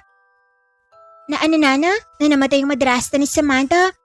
Oo, sabi ni Aling Mokang, ang bagong yanggaw daw ang pumatay sa kanya eh. Pwede ba yun? Pero mo naman silang aswang. Pwede yun Nana. Itinago kasi ng aswang na si Lucinda ang pagiging aswang niya. Kaya hindi siya naamoy ng bagong yanggao. At isa pa, ay sugatan kasi siya. Kaya naamoy siguro ang dugo niya. Ganun po ba? Pero mabuti na din yun. Wala na talagang manggagambala kay Samantha, pati na ang madrasta niya. Oo nga eh. Mabuti nga at napatay siya ng bagong yanggaw. Kaya hindi nalaman na ikaw talagang nakataga sa kanya, Nana. Baka kasi marami pa ang magtanong eh. Kaya din sinabi ni Lola na siya ang nakipaglaban sa aswang si nanay at tiya mo para hindi na sila magtanong pa. Oo, naintindihan ko na Mayet. Mabuti nga para hindi na sila magtanong din sa akin. Baka kasi malaman nila na may matsapa ako eh. Pero hindi pa tapos ang problema natin mga po. Ngayon nakakain ng kapwa aswang ang bagong yanggao. Baka lumakas pa yung lalo. At mas maging agresibo. Kaya kailangan din na mag-ingat kayo. Kaya ko naman po siyang labanin, Loli. Oo nga. Pero kahit kaya mo siyang labanan Nana, mapanganib pa rin. Tandaan mo, bilis lang ang naibibigay ng mutya mo. Kaya maaari ka pa rin masugatan. At ang mga bagong yanggao ay ang mga aswang na walang kinatatakutan. Kaya kahit may mutya ka pang gamit, ay hindi ito aatras sa'yo. Pero kailangan na mapuksa ang bagong yanggaw, Lola. At delikado na po ito. Alam mo po, kaya nga nagpapagaling ako. At gagawa tayo ng paraan para mapatayon. Makikipagtulungan tayo sa mga tanod at kapitan ng barangay natin. Pero matagal pa siguro gumaling yung sugat niyo, Lola. Mabuti pa, kami na lang na may hahanap at papatay sa bagong yanggaw. Ang tapang mo naman, Nana. Hindi ka ba natatakot? Hindi nga ako natakot sa aswang na madrasta ni Samantha eh. Mas takot pa nga ako sa pingot ng nanay ko. Tiyak, mapipingot ka talaga pag nalaman niya ang plano mo. Mabuti pa, antayin na lang natin gumaling si Lola Loida. Tama si Mayet Nana. Huwag muna kayong kumilos. Hindi nyo pa alam ang kayang gawin ng bagong yanggao. Lalo taglay na din ito ang kakayahan ng barbalaang. Baka may pangontara na din ito sa orasyon. Sige po, Lola Loida. Eto, dalhin mo na lang itong punyal. Para naman kahit papano, kung ano't ano man, may magamit ka panlaban. Wow, ayos to ah. Tansong punyal. Salamat, Lola. Gagamitin ko talaga ito kung sakaling makaengkwentro ko yung aswang na yun. Oo, Nana. Mabisayan sa aswang ang tansong patalim. At saka ito, Nana, oh. Langis sa botelya. Bubula ito pag may aswang. Ibigay mo kay mamat sa nanay mo. Kasi may mutya ka naman na umiinit pag may kalaban eh. Sige, salamat, Mayet. Lumakad na nga papauwi si Nana. Dala ang bote ng langis na bigay ni Mayat sa kanya. Para malaman kung may aswang sa malapit kapag bumula ito. Napadaan naman ito sa tindahan ni Aling Mokang. Kaya tumigil muna ito roon. Aling Mokang, tingnan niyo po oh. May langas ako dito na bubula kapag may aswang. Teka, parang bumubula. Aswang ba kayo, Aling Mokang? Anong aswang ka dyan? Hindi ako aswang. Tsaka pa paano hindi bubula yan? Umalog-alog na yan sa bulsa mo. Saan ba galing yan? Bigay ni Mayet. Gawa ito ng lola niyang albularya, Aling Mokang. Ganun ba? Pahingi naman ako niya Nana. Para may magamit din ako. Baka mamaya ay aswang nang bumibili dito sa tindahan ko minsan. Hindi ko alam. Kay nanay at tiya ko po ito ibibigay, Aling Mokang. Pero ibibigay ko sa iyo ang isa kung bibigyan niyo din po ako ng malamig na soft drinks. Bigay lang naman sa'yo yan. Tapos hihingan mo ako ng soft drinks na pambayad. Madugas ka talaga. Di doon po kayo manghingi kay Mayet o kay Lola Loida, Aling Mokang. Si nanay at tiya ko to eh. Siya sige na. Sandali. Ikukuha kita ng soft drinks mo. Kumuha nga ng may inom nito si Aling Mokang at ibinigay kay Nana. Pero may dumaan na isang dalaga. At ito ang bagong yanggaw na si Salome, kaya naman bumula ang langis na hawak ni Nana at uminit din ang kanyang mutya. O ito Nana, ang soft drinks. Malamig yan. Salamat po. Ito na po ang bote ng langis niyang Aling Mokang oh. Teka, bumubula ito ah. Sabi na aswang talaga kayo Aling Mokang. Ayun na nga ang ebidensya oh. Ang bibig mo Nana baka may makarinig. Hindi naman yan bumubula kanina Baka may ginawa ka dyan. Naluloko mo na naman ako Wala Aling Mokang ah. Ano naman ang gagawin ko? Baka nagdadahilan lang kayo. Ayaw niyo pang umamin. Baka mayanggaw tong iniinom kong soft drinks oh. Pamira ka talagang bata ka mula na magkaisip ka kilala mo na ako Halos araw-araw ka nagmemeryenda dito sa tindahan ko Tapos duda ka pa sa akin Malay natin. Baka nito lang po kayo nayanggaw at naging aswang Aling Mokang. Duda ka palang aswang ako Tapos nakalahati mo na yung iniinom mong soft drinks Pero teka si Salome yun Nagbalik na pala siya dito Salome? Sino po yung Aling Mokang? Kaibigan ng nanay mo dati at dating nobya ng tatay mo Umalis yan dito dahil nagkatuluyan nga ang nanay at tatay mo Mga agaw pala ng nobyo dati ang nanay ko ah. Anong mga agaw ka dyan? Kung hindi nagkatuluyan ng nanay at tatay mo wala ka sana ngayon dito Oo nga no. Pero bakit naman siya umalis sa Aling Mokang? Kung magkaibigan naman sila ni nanay, nagkasamaan po ba sila ng loob? May malalim na dahilan siguro kaya umalis yan dito Pero mabuti pa ang nanay mo na lang ang tanungin mo Hindi na lamang nagtanong pa si Nana Kaya matapos itong uminom ng soft drinks ay umuwi na ito Samantala sa pinag-uusapan nila na si Salome Hindi pa rin nagbabago ang baryo na to Ngayon nagbalik na ako Maniningil ako ng mga nanakit sa akin Kaya humanda kayo sa akin Mario Aida Gaganti ako sa ginawa niyong pananakit sa akin Ngayong ako na ang sumalo sa pagiging aswang ng lola kong gabunan Mas lalo pa akong lumakas na nagawa kong kainin ng puso at atay ng berbalang na yon. Sabay ngisi nito at naglakad na papalayo. At balik naman kay Nana ay nakauwi na nga ito sa kanilang bahay. Nanay, andito na po si Nanang Maganda. Mabuti naman, naghatid ka lang ng ulam ang tagal mong nakabalik Nagkwentuhan po kami ni Mayat Nay. At saka salamat daw sabi ng nanay niya. Walang anuman kamo. Sige na, maligo ka na ron. At ang lagkit mong tingnan para kang batang palaboy ang dungis mo. Sige po, maliligo na po ako Nay. Pero pinabibigay po ni Lola Loite nanay Malalaman daw pag may aswang kasi bubula ito Meron ngang konting bula nanay Siguro may dugo kayo ng aswang no. Anong may dugong aswang ka dyan? Bubula talaga yun at naalog na yun sa bulsa mo. Akin na, ilalagay ko sa altar natin. Kinuha nga ni Aida ang bote ng langis kay Nana at nilagay sa altar at naligo na din ang bata. Matapos makapaligo ay kumain na sila at andun na din naman si Mario. Kaya naman tinanong sila ni Nana patungkol kay Salome. Nanay, tatay, kilala niyo po ba si Aling Salome? Nagkatingin na naman ang mag-asawa dahil sa tanong na yun ni Nana. Bakit anak? Tsaka, paano mo nakilala si Salome? Dumaan po kasi siya sa tindahan ni Aling Mokang. Tapos, nakilala niya po ito. Ang sabi sa akin, si Aling Salome daw ang dating nobya ni Tatay Mario na inagaw niyo po. Hindi ko alam na mga agaw pala kay nanay Ano mga agaw ka dyan? Hindi ko inagaw ang tatay mo Ang pangit na yan. Naawa lang ako dyan, kaya ako pinakasalan yan. Napakamot naman ng ulo si Mario dahil sa sinabi ng kanyang asawa. Bakit niyo po hiniwalayan si Aling Salome tay? Mas maganda yun kaysa sa nanay ko. Nagwika naman si Mario na mas mahal na kasi umano si Aida kaysa kay Salome. Sinungaling mo naman tay, takot ka lang kay nanay Anong sinungaling ang tatay mo, ha? Kung hindi nga kami nagkatuluyan yan, wala ka sana ngayon. Tsaka kanino ka ba kampi na bata ka? Sa inyo po na syempre, nagtatanong lang naman ako Kumain ka na nga lang dyan, baka mainis na naman ako sa iyong bata ka. Kumain na nga lamang si Nana dahil alam niyang naiinis na din ang kanyang nanay Aida. Pero lingid sa kaalaman ng mga ito ay may duda na si Nana sa pagkatao ni Salome dahil bukod sa bumula ang bote ng langis ay uminit din ang kanyang mutya. Matapos kumain ay inutusan ni Aida si Nana na maghugas ng kanilang pinagkainan kaya naman nagkaroon ng oras sa mag-asawa na mag-usap. Mario, alam mo bang bumalik na dito sa Salome? Nagwika naman si Mario na hindi umano. At kay Nana niya lamang ito nalaman. Bakit kaya bumalik dito sa Salome? Ano kaya ang rason? Sana naman, wala siyang galit sa atin. Nagbuwika naman si Mario na siguro ay wala na dahil matagal na din naman yung mga nangyari. Sana nga Mario. Sana nga. Lumipas naman ang mga araw. Naging maayos naman ang baryo nila Nana at wala nang panggugulo ng bagong yanggaw. Samantala, patuloy naman sa panggagamot sina Mayet at Lola Loida. Mayet, Lola Loida, ano kaya ang nangyari sa bagong yanggaw? Wala nang balita eh. Wala na ding may napipiktima. Dalawa lang yan Nana. Umalis na dito yon at doon na ng biktima sa ibang lugar. O kaya naman ay nagawa na niya makontrol ang pagiging aswang niya. Ganun ba? Kaya pala, wala nang balita eh. Mabuti nga yun, Nana. Tahimik ang lugar natin.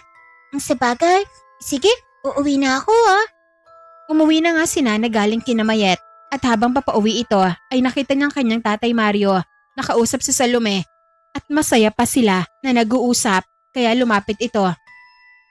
Ano pong ginagawa niyo, Tito? Akala ko'y pumunta kayo ng bayan ah. Nagwika si Mario na nakabalik na umano ito at nakita na lang niya ang dating kaibigan niya. At dito nga ay pinakilala ni Mario si Nana bilang kanyang anak. Ah, ito na pala ang anak niyo ni Aida. Magkamukha sila ng nanay niya. Eh syempre, maganda ang nanay ko eh. Kaya kita ko. Tatay, uwi na po tayo.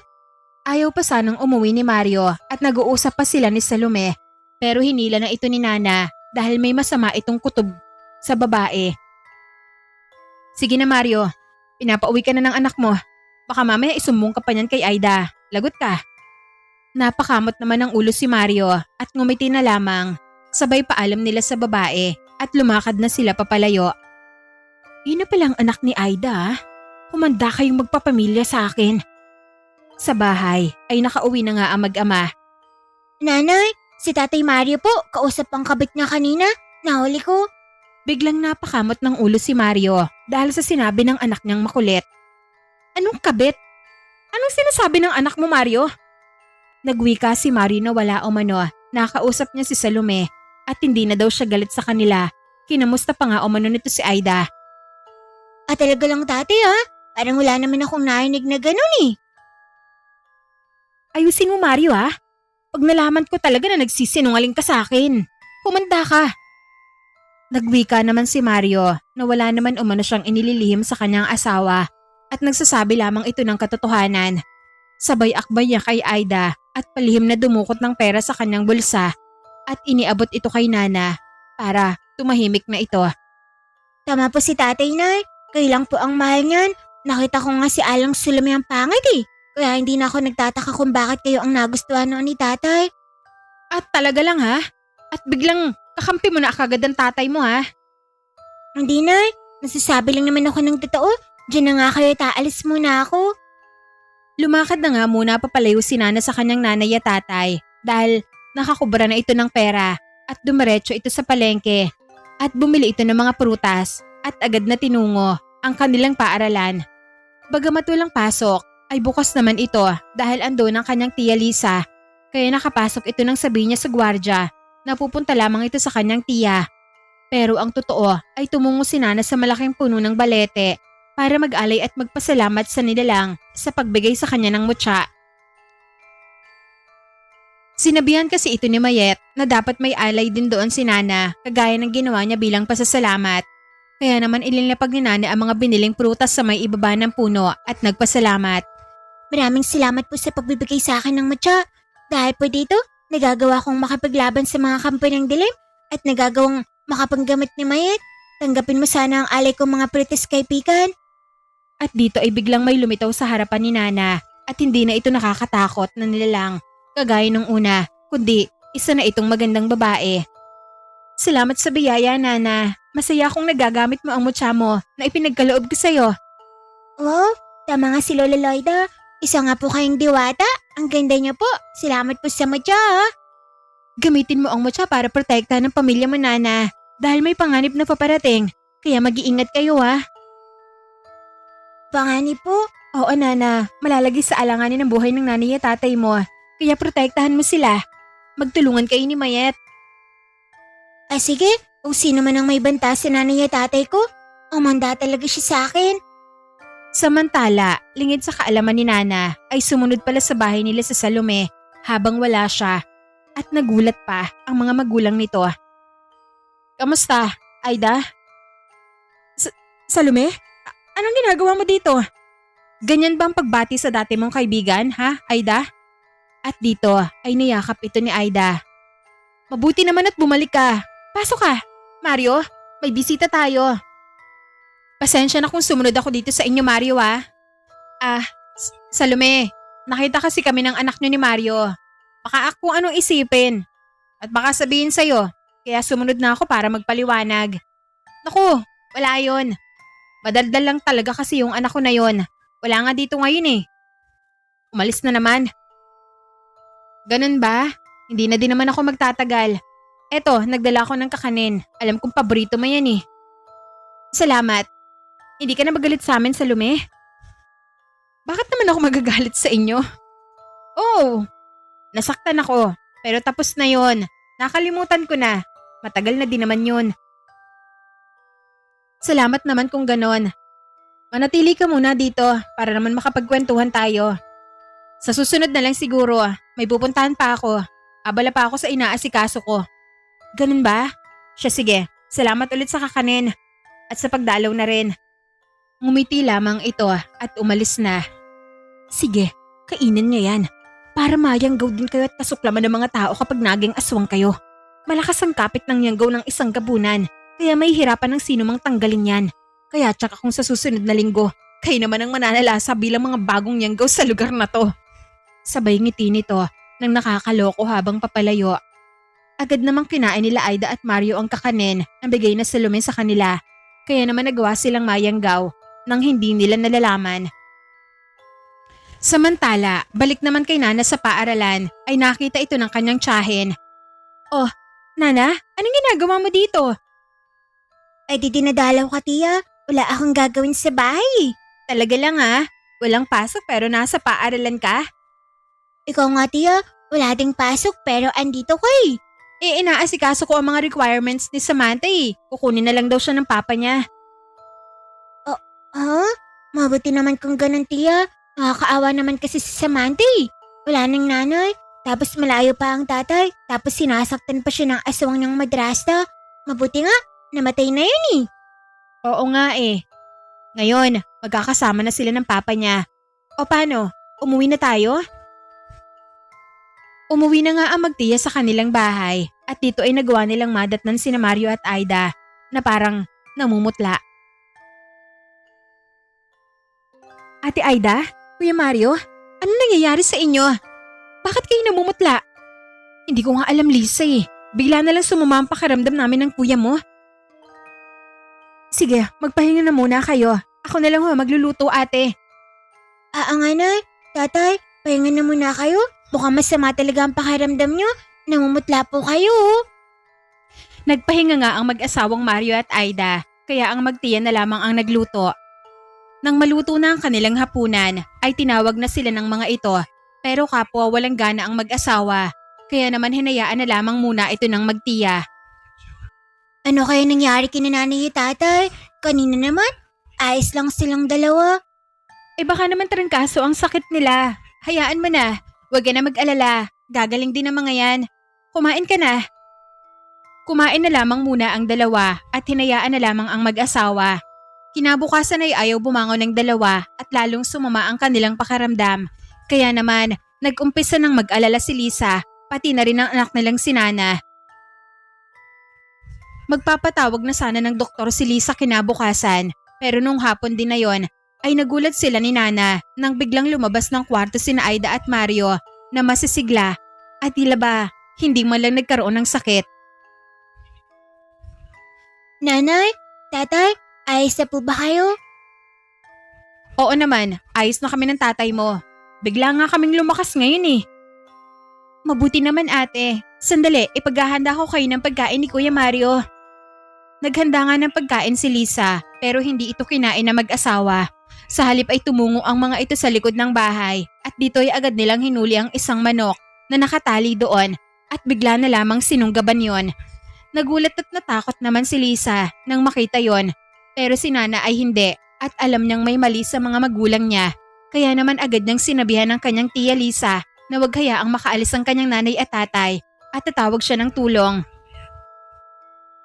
Agad na tumakbo si Nana patungo sa bahay nila Mayet at doon ay nadatnan niya ang maglola. Kaya naman agad ito na humingi ng tulong.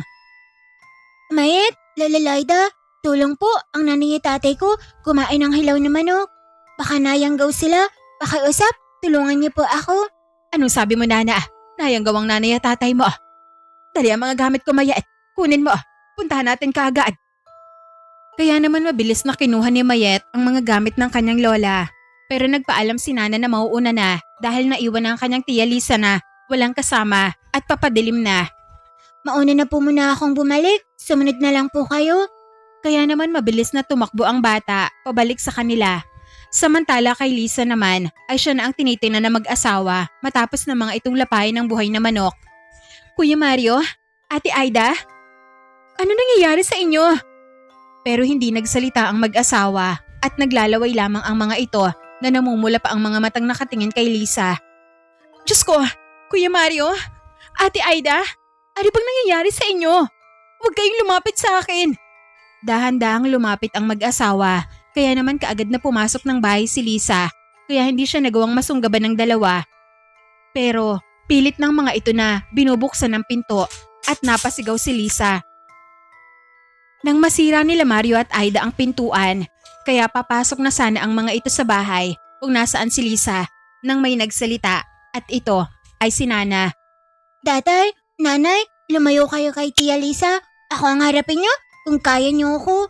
Agad namang lumingon na mag-asawa kay Nana na nanlilisik ang mga mata at namumula.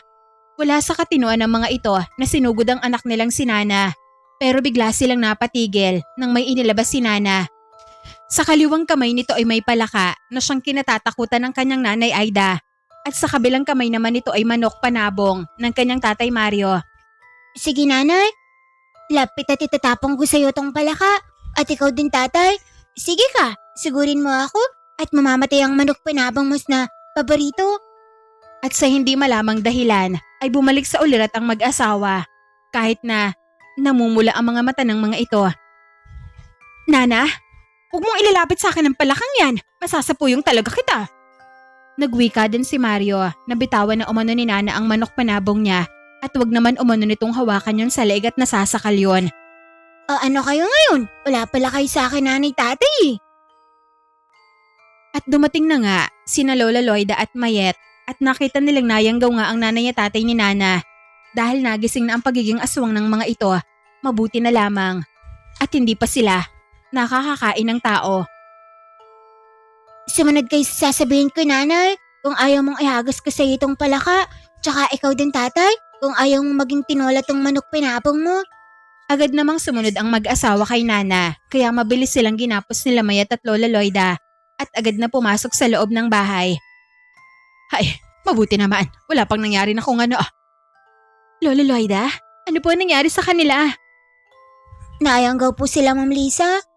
Tama si Maitia, umanda sa akin ang gumawa nito kinananay ni tatay. Lola, magagawa po ba nating matanggal ang yanggaw? Oo po, at bago pa lamang ito.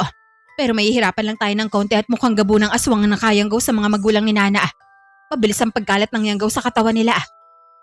Mayet, gamitin mo ang mutya mo para magamot si nanay at tatay ko. Huwag ka mag-alala Nana, gagawin ko ang lahat para mapagaling ang nanay at tatay mo. Nag-umpisa na silang gamutin sina Aida at Mario para ipasukas sa mga ito ang yanggaw. Ginamit ni Mayet ang kanyang mutya na pangontrang ginawa ni Lola Loida para ipainom sa mag-asawa na ngayon ay pareho ng nakagapos. Ayos na ito, ipainom na lang natin sa kanila po. Sana'y gumana ito. Sa pilitan namang ipinainom ng mga ito ang pangontra na gawa ni Lola Loida dahil ayaw ng dalawa na ibuka ang bibig ng mga ito. Una ay si Mario, umiiling-iling pa at ayaw ibuka ang bibig. Kaya naman, inabaka ni Nana ang paa nito kaya napabuka ito ng bibig sa sakit at agad na pinainom ni Lola Loida ang pangontra dito. Ilang sandali lang ay napasukan na si Mario ng patay na buwaya. Kaya naman si Aida naman ang kanilang sinunod. At dito ay ayaw din niyang inumin ng pangontra. Kaya ang ginawa ni Nana ay inilapit nito sa ina ang palaka. Kaya naman napatili ito sa takot.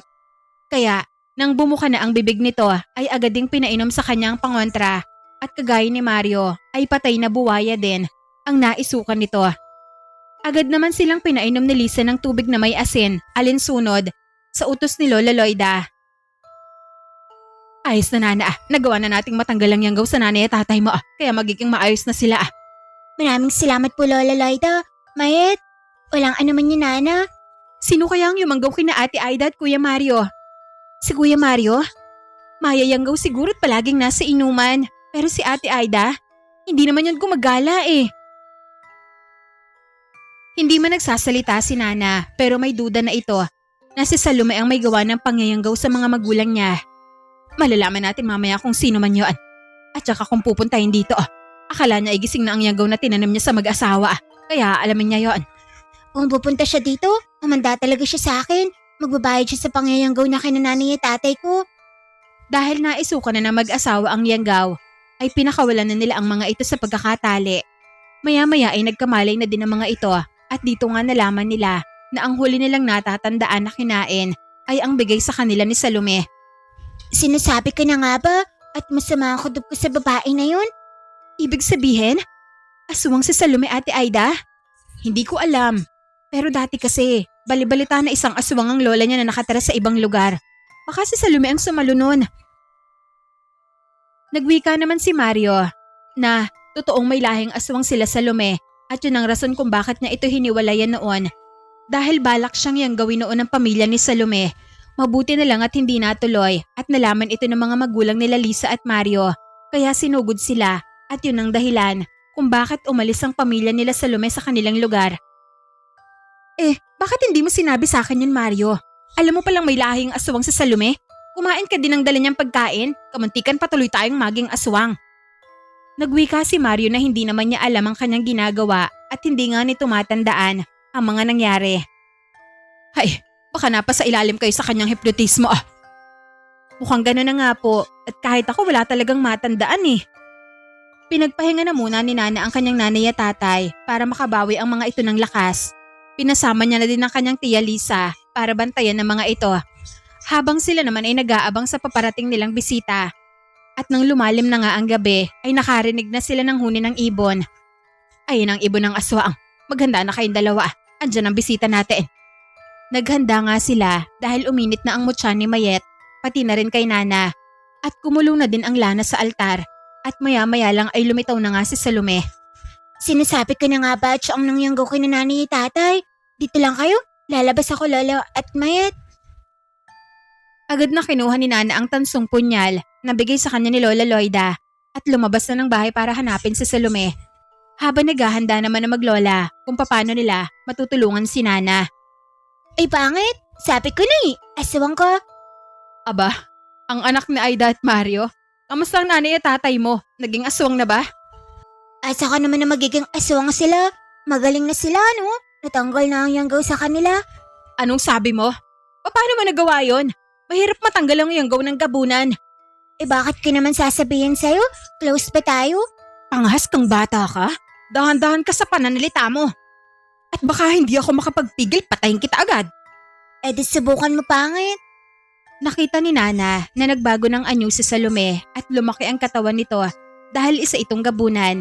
Pero hindi naman natakot si Nana at hinarap niya ito. Pero bago sumugod si Salome ay lumabas na si Lola Loida at Mayet na may dalang buntot pagi at asin. Tutulungan ka namin, Nana. Sige, mukhang malakas ang pangit na to Kahit magsama-sama pa kayo, hindi niyo ako matatalo. Sumugod si Salome pero mabilis itong sinabuyan ni Mayet ng asin kaya napaatras ito. At mabilis siyang hinataw ni Lola Loida ng buntot pagi na kanya namang nasalag gamit ang braso nito. Kaya napahayaw ito sa sakit pero nagawa niyang mahawakan ng buntot ng pagi at maagaw yon kay Lola Loida. Akma na sanang kakalmatin ng matanda nang bigla itong napaiktad nang saksakin ito ng punyal ni Nana mula sa likod. Ano ka ngayon? Inang bagay sa'yo sa pangayanggaw mo sa nanay at tatay ko? Magbabayad ka! Akma niyang kakalmatin na sana si Nana pero mabilis itong nakailag sa kanya at nagawa pa siya nito na asarin. Ilang ba ang kaya mong pangit ka? Hindi! Bakit ang bilis mo? Syempre, May matya ako eh. Kung ganon, ang kaibigan mo na lang uunahin ko.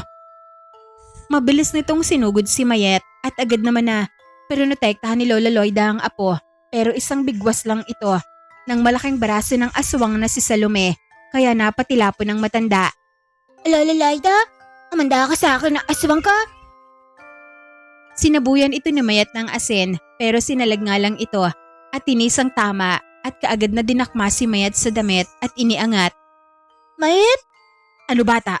Tatapusin ko na bang kaibigan mo? pakawalan mo ang kaibigan kong pangit ka. Papakawalan ko ang kaibigan mo kung itatapon mo ang mutya mong hawak. Wag Nana, pag ginawa mo yun, susigurin ka niya. Huwag ka magtiwala sa kanya. Ano bata? Magbibilang ako. 1. Sandali, eto na. Agad na itinapon ni Nana ang mutya nito kaya napangiti si Salome. Pakawalan mo si Mayet. Hangal ka. Sa tingin mo, gagawin ko yon? Manood ka kung paano ko lapain ang kaibigan mo. Akma na sanang kakagatin ni Salome si Mayet nang may tumusok na sibat sa likuran nito at si Aida ang may gawa nun. Kaya napaiktad si Salome at bigla ay sumulpot din si Mario at tinaga ang braso nito na nakahawak kay Mayet kaya nagawa niyang mabitiwan ng bata na siyang kinuha naman ni Lisa. Ligtas na si Mayet. Dali na. Kunin mo ang mutya mo. Aba tiya, Hindi ako papayag na kunin mo yan. At hindi ka din naman makakalagpas sa amin. Sabay tusok muli ng sibat ni Aida at tagaan naman ni Mario dito. Pero sadyang makunat ang balat ng gabunan dahil may orasyon ito na hindi basta-basta tinatablan. Nagawa pa ni Salome na makalmot sina Aida at Mario dahilan para masugatan sila sa katawan. At dahil doon ay nagalit na ng husto si Nana. Kaya naman nang makuha niya ang mutya nito ay agad siya na nag-orasyon. matya ng makabuhay na aking taglay. Palakasin mo ang sandata ko para tumalabas sa kaaway. Nagliwanag ang mutya ni Nana at maging ang katawan nito. Kaya naman mabilis siyang sumugod kay Salome at tinaga niya ito. Bawat tama ng punyal ay parang napapaso ang balat ni Salome. Kaya napapahayaw ito dahil sa hapde, dala ng sugat na parang napapaso. Nagawang manghina ni Salome dahil sa mga tama nito sa katawan, dala ng paulit-ulit na pagdaga ni Nana sa kanya. Kaya napaluhod na lamang ito at hindi na siya magawang makalaban dito dahil sa mabilis na gumalaw si Nana. Mahina na siya. Dali Nana, tapusin mo na siya ngayon din. Mayet, sige. Mabilis na itinarak ni Nana ang punyal niya sa puso ng aswang na gabunan, kaya naman nagawa niyang mapatay ito. Inang bagay sa'yo. Nagawang mapatay ni Nana si Salome na siyang nangyanggaw sa mga magulang niya, kaya naman tuwang-tuwa si Mario at Aida sa anak at niyakap pa nila ito. Ang galing mo anak, napatay mo si Salome na isang aswang pala. Apa nay, tatay, kasi nayanggaw niya kayo eh. Kayo nang nararapat sa kanya. Matapos yon ay ginamot naman ni Mayet ang mga sugatan at dito na nalaman na mag-asawa at ni Lisa na kapwa may mga taglay na mutya, sina Mayet at Nana. Kaya naman nagulat pa ang tatlo pero gayon pa man ay natuwa na din sa mga ito. Sinunog nila ang bangkay ng aswang at kinabukasan ay dumating si Samantha para magpaalam kina Mayet at Nana dahil aalis na ito papuntang ibang bansa para sumunod sa tatay nito. Kaya naman nayakap niya at nagpasalamat ito sa kanya mga kaibigan. Mag-iingat ka Samantha ha. Bumalik ka kapag mayaman ka na. Tapos dalan mo kami ng tsokolate. Sige Nana, babalik ako. Salamat muli sa inyo ni Mayet. Paalam. Kumuway na lamang sina Mayet at Nana sa kanilang kaibigan. Naging tahimik na din ang baryo nila Nana matapos nilang mapatay si Salome. At si Mayet na ang pumalit sa kanyang lola para manggamot at si Nana naman ay kagaya ng dati, nakatambay palagi sa tindahan ni Aling Mokang at nagmemeryenda. Dito ko na po tatapusin ang kwento ni Nana. Sana po ay nagustuhan ninyo. Maraming salamat at magandang araw pong muli sa inyong lahat.